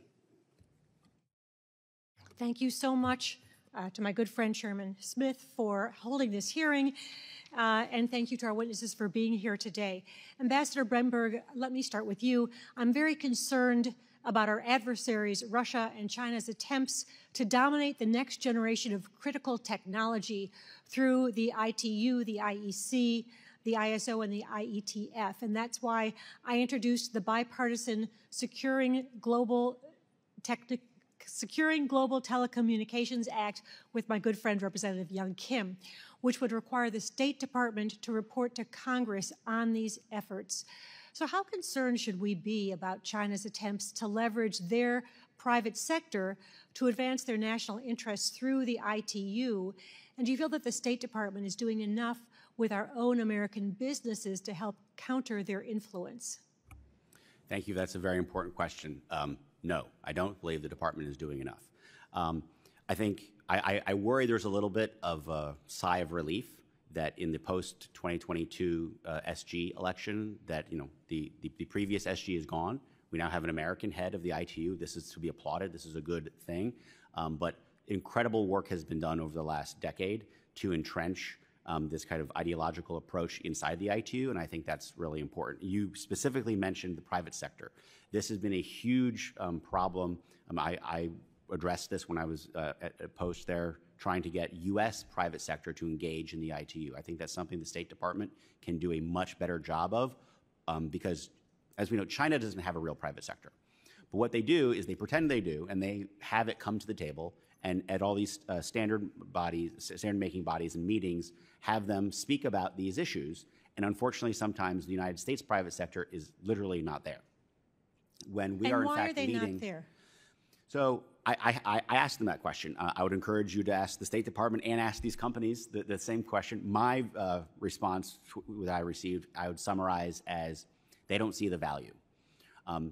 They're important for-profit organizations. They want to make sure that they're producing top-level technology, and they were less concerned and didn't see the value in taking time out of their weeks to travel to some ITU conference where they're going to work on some sort of standard-setting body where I think in their minds they think, we're not going to be bound by that. We're going to innovate beyond that anyway, so what's potentially the value? I think that's incumbent on the U.S. government to explain to them why it's in their interest, because it's very possible that in their limited economic interest, it may not be in their interest, but it is absolutely in the United States' interest to ensure that these standards do not get created with the CCP's imprimatur on top of them, because that will then impact their eventual business interest in other countries as well. So that's the biggest source of concern. It's not that it will negatively impact security in the United States. We have very good policies and security here, but this will be a tool to spread this authoritarian model around the world in other countries. All right, so one takeaway is that our government, and I assume it's State Department, but it also may be the Commerce Department, needs to engage with the private sector to help them understand that this is in their long-term interest to participate in these standard-setting bodies. Thank you for that. Ms. Nossel, in your testimony, you described China's role among a newfound axis of disruptors on the world stage, along with Russia, North Korea, and Iran. How can increased engagement at the UN, particularly on the human rights side, prevent these countries' attempts to undermine universal values and help hold them accountable for their abuses? Sure. Thank you so much for the question, Representative Manning. By engaging intensively at the UN and in the Human Rights Council specifically, the United States can fortify its alliances, it can build coalitions, it can get ahead of resolutions and actions that are going to be protective of these countries. For example, China, when it underwent the Universal Periodic Review, things like ensuring that civil society organizations that are going to be hard-hitting and forthright in their criticisms are on the list and can make their statements, working with other countries to develop statements of the like-minded so that it's not just the U.S. asserting itself, but a broad coalition, including countries from the global south. There is a playbook for achieving U.S. interests and calling out the most egregious human rights violators, but it requires intensive relationship building, collaboration between the delegation in Geneva, the regional bureaus at the State Department, the diplomatic posts that we have around the world who can help us marshal and whip votes so that we have the support to defeat that which we are against and we can advance important resolutions that hold countries accountable. Why are we not doing that now? I think we do, but one point I have stressed is that it needs to be consistent. It's really difficult when you have these cycles of engagement and withdrawal, and the U.S. is sort of finding itself in a position of rupture and repair, and it's kind of coming back to the table after a period of absentia. Consistent, steady engagement is what the Chinese are doing. They're just on a trajectory to build their influence further and further. And we go through these cycles of feast or famine. And I think with a more consistent bipartisan approach, we could be far more effective. Okay, your colleagues are about to jump out of their chairs. Ambassador Bremberg, you clearly think we don't do it appropriately. And can you address the idea that we do it in cycles, and why is that? Much has been said about this kind of cycles aspect of kind of engagement versus retreat, and I want to address that because I think that's part of this issue. And I mean this quite respectfully. Some of the examples that were just mentioned of, we were ensuring that civil organizations would have access to the HRC in order to deliver statements. That should be beneath our concern. We should have a much higher standard when it comes to human rights. That the idea that we're worried about whether civil rights organizations have access, that should be a given, okay? When the United States leads, other countries follow. So what I would say is this back and forth retreat engagement aspect, I think not enough has been focused on that when the United States has disengaged from these organizations, people start to think about the consequences of that. When we left the Human Rights Council in 2018, Ambassador Curry can talk more about this, a lot of that had to do with Europe was blind to the human rights threat posed by China at the time. And maybe you want to reiterate some of the aspect. 2 years later, after we had left, China brought their same resolution back before the HRC, and guess what? Europe called the vote, which we know is a kind of aggressive UN action, and voted against it. They would not have done that had we not shown the spine. A couple brief examples. We left the HRC. I knew with certain that the incoming administration would rejoin the HRC. We had announced our intention to leave the WHO, and I knew the new administration would rejoin these organizations. I understood that. They missed the opportunity of massive leverage to insist on some structural reforms that, as Suzanne has mentioned, you have to work within those structural reforms, the rules that take place, but we lose half the battle when we don't realize we have the moral leadership and political ability to change the rules, to strengthen the rules, to actually strengthen the UN. So I think that's one of the big problems that gets missed is that when we are pulling back and saying, this is a problem, this is enough, we're going to pull back on that, we don't insist on reforms before coming back in. Thank you. And I want to get back to changing the rules, but Ambassador Curry, I want to ask you a slightly different question. China's sphere of influence is growing most rapidly in technology and cyberspace. And in your statement, you described how China is the lone funder for the UN Global Geospatial Knowledge and Innovation Center, which maps human behavior, infrastructure, and topography worldwide. So how should the United States and our partners ensure that this information stays within program restraints and that the data is not stolen and abused by China? So thank you for bringing up the Global Geospatial Knowledge and Innovation Center, which was something that the Chinese government created. This is a good example, again, of them using their targeted voluntary contributions to advance their own agenda and in ways that look like they're trying to help others, but really are just for their own benefit. This was a project that they set up in the UN Statistical Agency, which is, again, one of these backwaters that nobody pays any attention to most of the time, but actually does a lot of work for the United Nations in terms of, again, when UNDP or WHO or any of the other agencies needs data on the health outcomes or the educational attainment or whatever in a country, a lot of this is coming through this specialized statistical agency.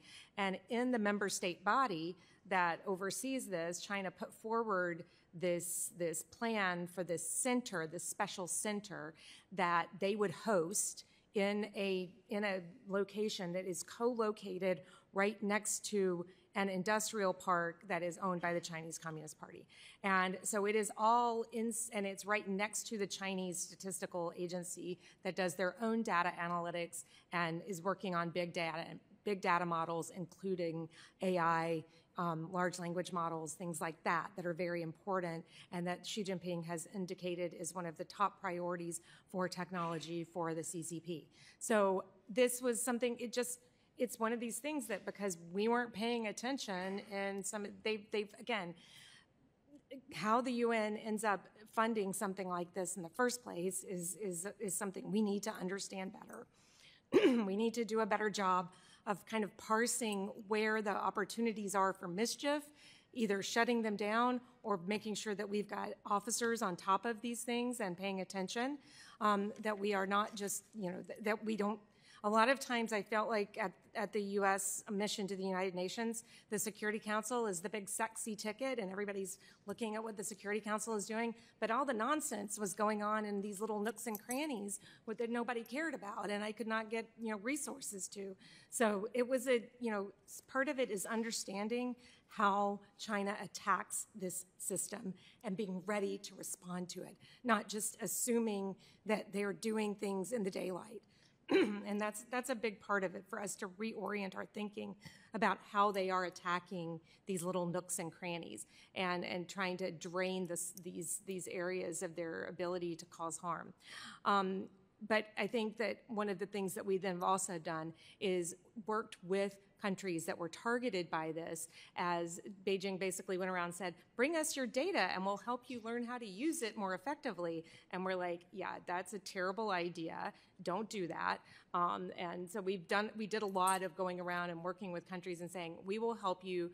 We will provide you with, secure facilities, and we came up with an alternative working through the national laboratories and the Department of Energy that provided another opportunity for countries that really wanted data analytics and would know that their data was secure and not being shipped over to the Chinese AI machine next door.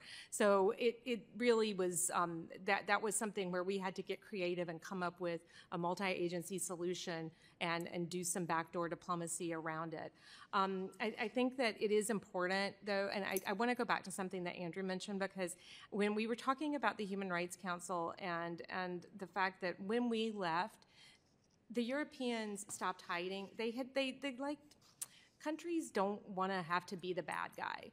And so we will be the bad guy. One of the reasons that people don't always love us at the United Nations is because we will be the bad guy. We will do the tough things. We will take a principled stand, even when it's kind of not in our interest. And the Europeans love to hide behind us when we're doing, and not have to do it. And so when we're not there on the Human Rights Council, they have to call these votes where the vote goes ahead. Otherwise, they can hide behind us and not have to ever take a stand. It's the same on Israel. It's the same on China. It's the same on a lot of these issues where they fear getting punished by the global South or the G77 if they take a tough stand that upsets those countries or is contrary to their interests. We will do that, and we're not afraid to do it most of the time. And so it's very convenient for a lot of countries. I think that it is important from time to time for us to step back and let and force some of these other countries to have to do the hard things and get used to being uncomfortable in those roles. I think it's really, really important for us. So this time it's your colleague to the left, and I don't want to mispronounce your name. Nozzle or? You've got it right. Nozzle. Okay, this time you look like you're jumping out of your seat to respond. So if you would, and then I have one final question with your indulgence. Yeah, sure. Look, I worked on what I think it was one of the most significant examples of the U.S. using its leverage to extract reforms at the UN when we repaid our arrears back during the Clinton administration and got a reduction in the U.S.'s regular budget assessment rate and our peacekeeping rate and a series of other reforms. So I do understand that method, but it takes time to build diplomatic connections and capital. And what we've seen is time and again, we're going back to the starting line and having to begin all over. It takes years to accrete to a point where you can get a major contested resolution passed. We can exercise leverage, but the instrument, the way we use it, is very blunt.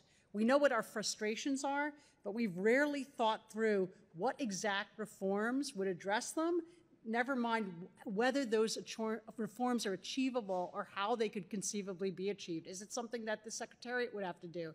Is it something that can only be addressed through actions of the member state? And so there's a disconnect between this idea that we want to wield the stick and the notion that we're actually achieving concrete results.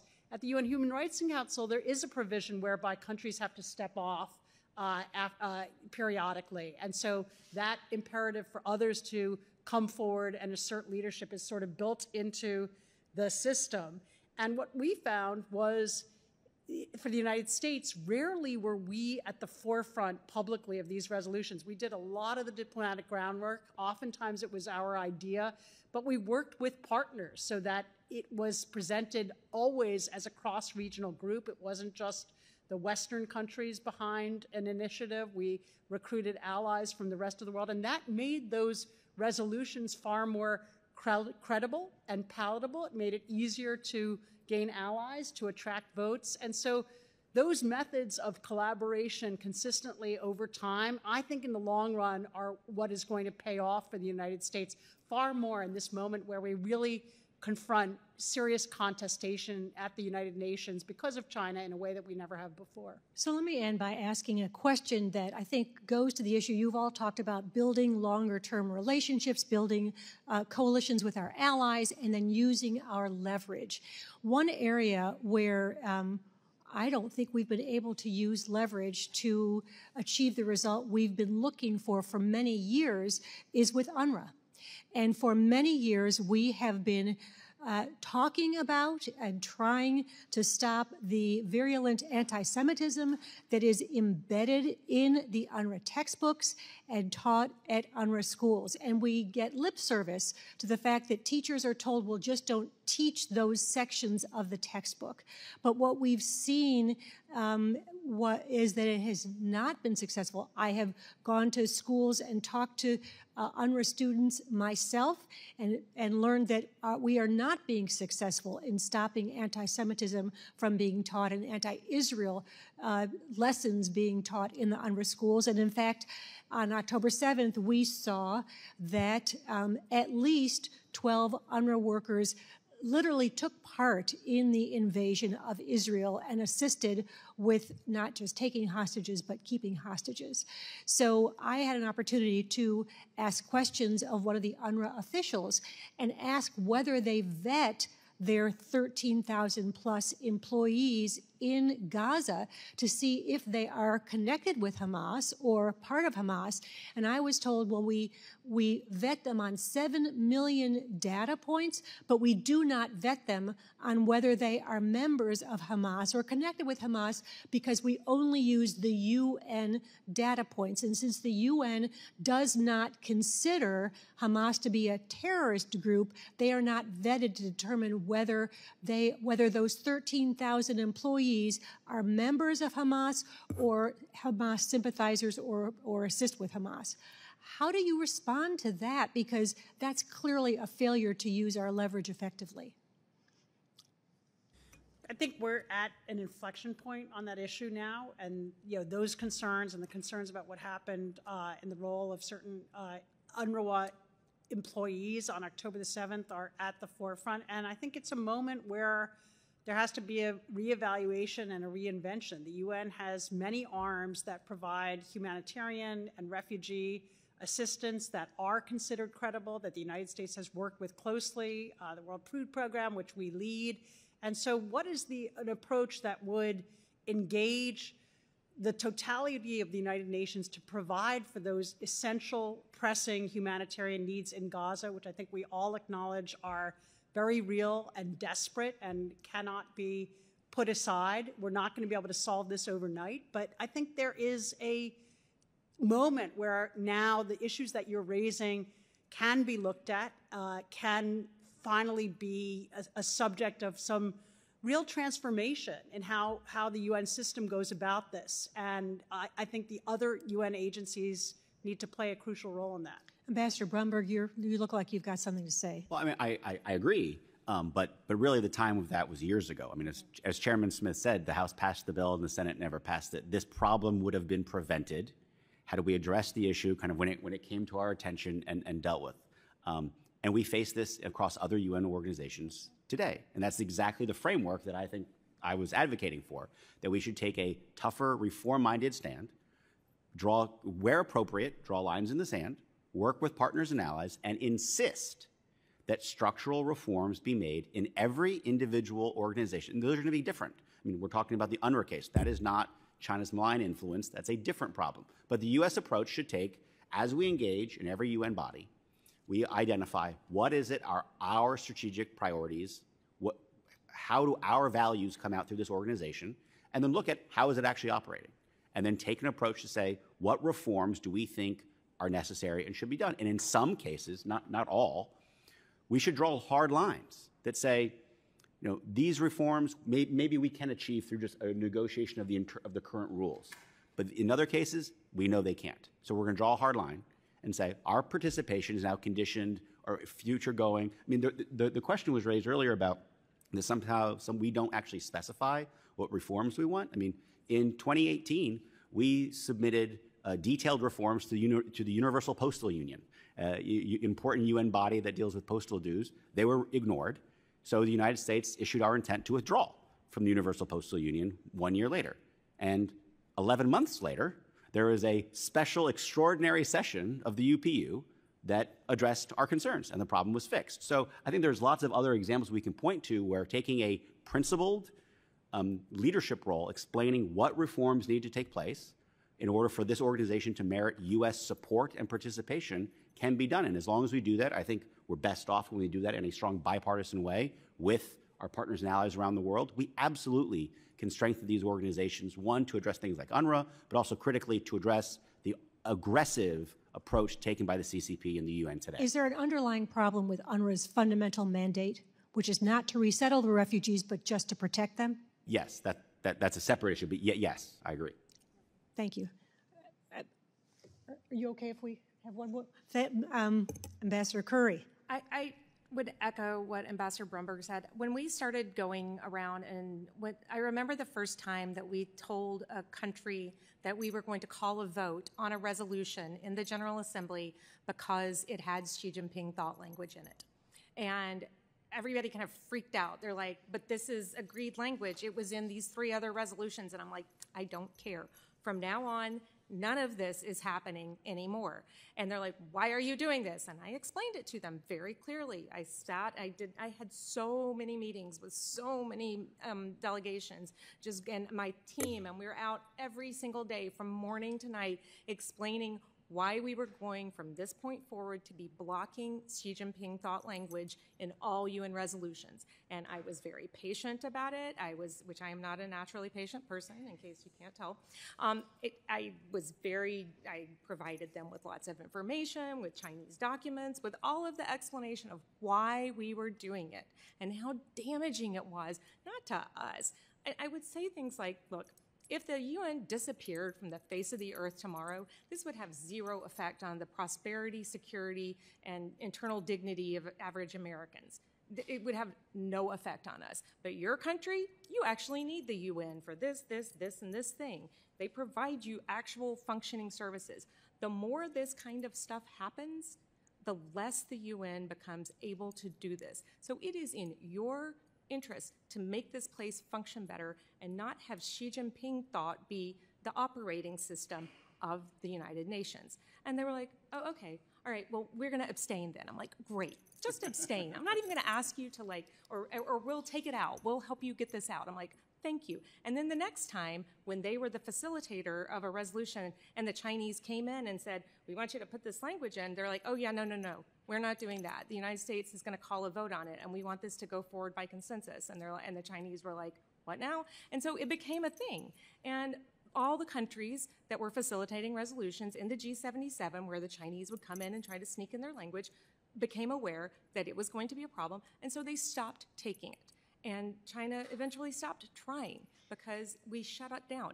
If we are clear and we explain ourselves, a lot of good things can happen. But a lot of times I think that we go in and we just assume that everybody knows why we're doing stuff, which they don't. That's fair. And so I think that that's a big part of it. I agree with Suzanne in a way that we do need to actually take the time to go out there, do the work, and explain stuff. And when that doesn't work, though, we do have to be prepared to walk away. We had more than 100 meetings with you on Human Rights Council reform with countries, and we worked with them to come up with what it would take to keep us on the council, and it was a pretty low bar, I can tell you. We weren't asking them to fix all the problems, just to show that they were willing to actually address some of the small ones. And we couldn't even get that, so we're like, look, we can't in good conscience continue to perpetuate this. So I think we've got to be able to use the carrot and the stick. It's not both. It's not just one or the other. Okay, so with the admonition that we should all do our work, I think I will end my questions. Thank you to our chairman. Time apparently is suspended in this hearing, and I really appreciate that. But thank you all to our witnesses. And thank you very much, Ms. Manning. Just a couple of short questions and then ask you if you'd like to make any closing comments. And I thank you so much for your providing the subcommittee with the benefit of your wisdom and your experience. With regards to Tibet, the Chinese delegation at the UN has been extraordinarily dishonest about the situation in Tibet, parroting disinformation that Beijing pushes globally. I wonder what your thoughts are on that. And of course, the ongoing disenfranchisement of Taiwan, which is absurd, and yet they get away with it. And you might want to speak to that if you don't mind. And, Ambassador Curry, you mentioned about, not even allowing delegations into China to do investigations. I'll never forget, I've had 101 hearings that I've chaired on human rights abuses in China over these last several years. Many of them focused on torture. And Manfred Nowak did an amazing report, as have others, special rapporteur for torture, but he wasn't even allowed to commit access to China. He had to do it, with diaspora and refugees and other ways, human rights groups, which is absurd. And then they sit there while they're committing genocide right now as we meet against the Uyghurs, as they use, I've never seen such an attempt, except for Mao Zedong, to crush religion and Sinization, to make everything comport to Xi Jinping's principles on religion, and that's all religions, whether they be Christian, Tibetan, Buddhist, or Muslim Uyghurs, or Falun Gong. Everyone's got to comport to him, which is absurd. And yet they sit in good standing on the Human Rights Council. And again, the UPR that just happened, I did a whole hearing on it just a few weeks ago, was an abomination.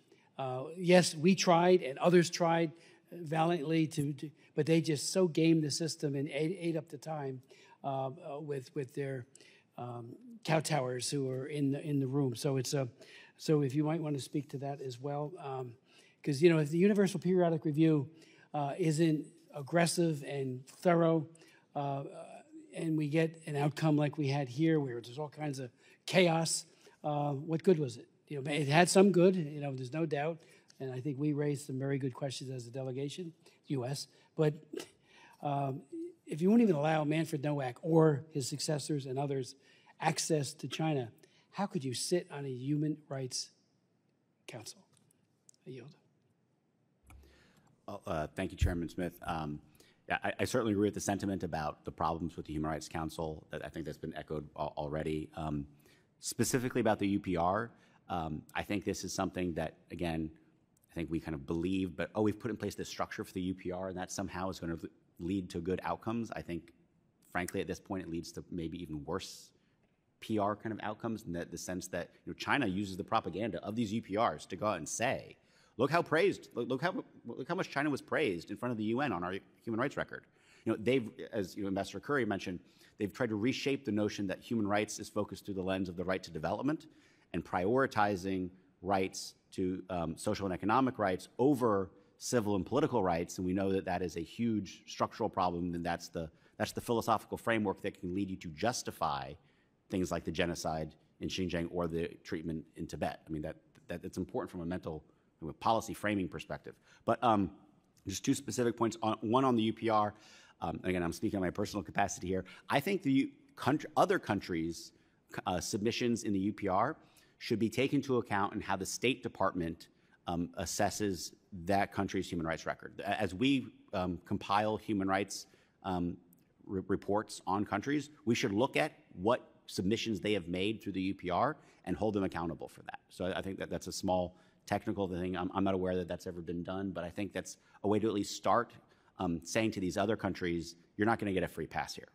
You can't just kind of show up, lie in favor of the CCP, and there be no consequences. Because the lesson we have to learn from all of this is that there have to be consequences for bad actions, whether that's China's bad actions, whether that's bad actions by senior UN officials or by other countries where we're acting in member state bodies where there is no person that's in charge of the Human Rights Council. It's all the countries working together. So there have to be consequences for the countries that choose to act in a certain way. And you importantly mentioned Taiwan, and I know we were holding this on the 45th anniversary of the TRA. One point I want to make on Taiwan and Taiwan participation in the UN, it has gotten a fair amount of attention, and when I was in Geneva, the U.S. mission did a lot to promote active participation of Taiwan.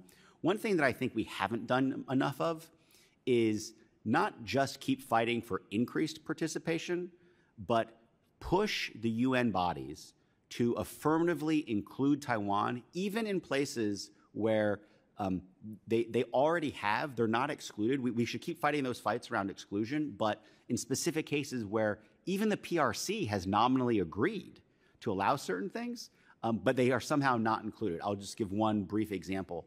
In my many conversations with Tedros at the WHO, the issue around Chinese influence within his directorate and the issues of Taiwan information blocking came up quite vividly. There is a kind of secret agreement that goes back decades between the WHO and the PRC around how they interpret the one China policy and how they will treat Taiwan. The U.S. does not support this or believe this is appropriate. Let me state that emphatically. However, within that agreement, WHO maintained the unilateral ability, so not at the approval of the PRC, to send their own experts to Taiwan when they felt necessary. That was in that agreement. I suggested and implored Tedros that he send his members of his Pacific Asia team to Taipei early during COVID to see how they were responding. They refused. But it's those types of things where we're not even trying to fight for new rules or having to win a vote, which we should continue to do. But also there's smaller ways in which we can just push the promotion of Taiwan in these areas. I think at the ITU in particular, the ITU, it's not just participation of Taiwan as a political point. Half the time when I was talking with other delegations, it's about, it's an island democracy of 24 million people that matter, that have a lot of expertise, that are important to the topic. My God, the issues of information technology right now, Taiwan is a global leader and should be a loud voice in the ITU on these important issues. So I'll stop there with my answers. I'm so glad that you bring up Manfred Nowak, and I think also about Theo van Boven and some of the other special rapporteurs who did incredible work to document Chinese human rights violations, either after they were allowed into China or after they were blocked. And I think that it is really extraordinary that these folks really were very brave in doing that. They had strong support from the United States government. This was at a time when in the United States delegation to the Human Rights Commission would continually work either directly or with allies to bring up resolutions on China's human rights violations. Even though we knew they were going to lose, we would continually bring them up and work hard. And we didn't just assume, even though we knew that we weren't going to have enough votes to win the vote, we kept bringing up these resolutions year after year because we felt like it was the right thing to do, and it was important to put these things on the record and to force countries to vote and to force China to answer for these behaviors. We only stopped doing that after both the United States and European countries started to engage in these bilateral human rights dialogues with China, and we then moved all of our conversations about human rights into those bilateral conversations and away from the multilateral forum. This was a betrayal that we committed of our own commitment to multilateral solutions on human rights and to universality on human rights. So we need to take responsibility for that. I think that the other thing that we need to be concerned about, for instance, it's not just that China is sitting on the Human Rights Council, but there is now a Chinese national supported by the Chinese mission in Geneva who sits on the committee that decides who the special rapporteurs are, who are the special procedures.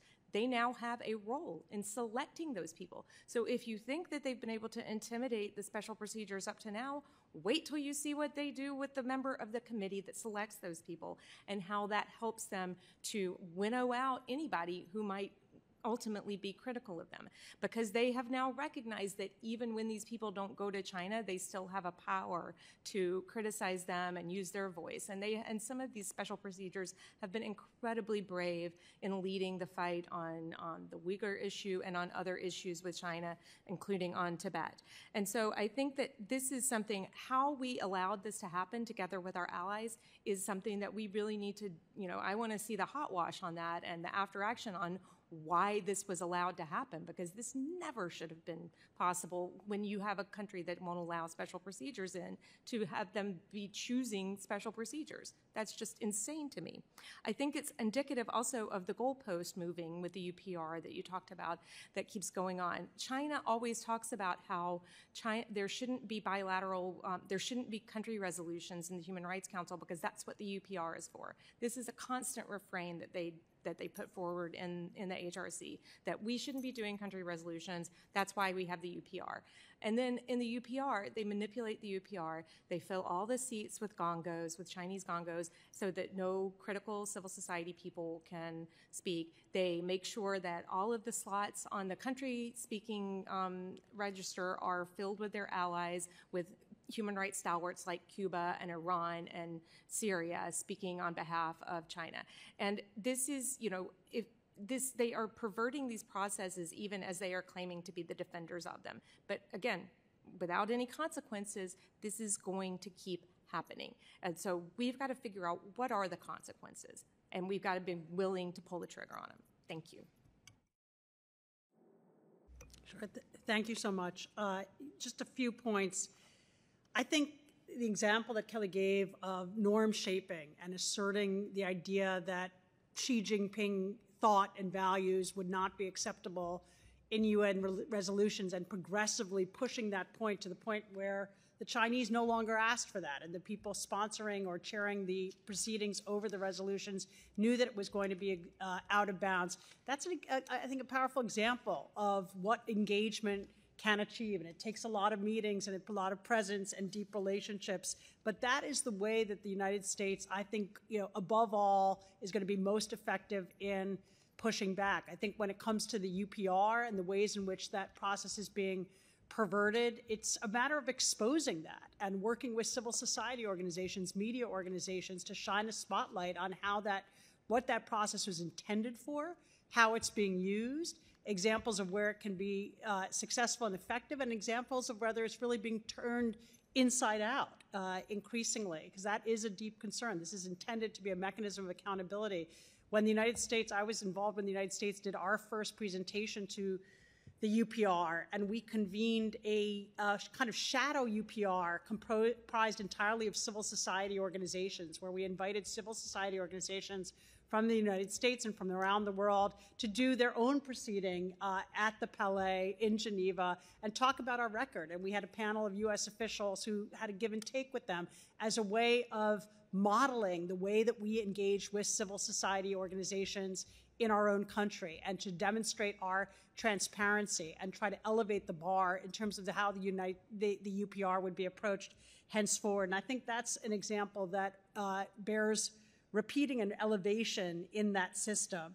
And then finally, just to touch on the idea of reporting on countries' records in the multilateral arena in State Department human rights reports, I do think more linkage between countries' approach to human rights issues at the United Nations and the bilateral relationships is key. One of the most valuable tools that we were able to bring to bear was that bilateral leverage and the integration of our concerns at the United Nations in our bilateral dealings in capitals and sometimes here in Washington with those governments, so that they understood this was not just a sideline issue being pursued in Geneva, but was rather a major U.S. priority.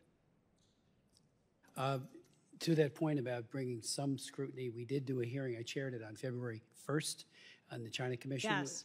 We called it the PRC's Universal Periodic Review and the real state of human rights in China. And we had excellent witnesses, and the whole idea behind it was to bring light and scrutiny to a very much of a flawed Universal Periodic Review.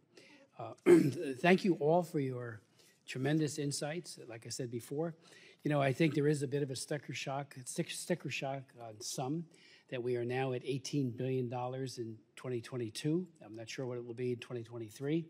You compare that to China, which is about $2 billion total, assessed plus voluntary, and $15 billion of ours is all voluntary. I mean, the assessment for WHO, for example, something in order of magnitude of about 115 million, and we gave them over half a billion.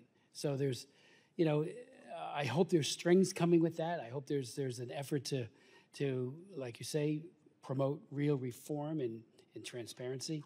I'm not sure about that. That would be a reason for another hearing, I think, and for some requests of the administration. But I can't thank you enough for this testimony, and unless if you have anything else anybody would like to add before we close, then the hearing is adjourned. Thank you.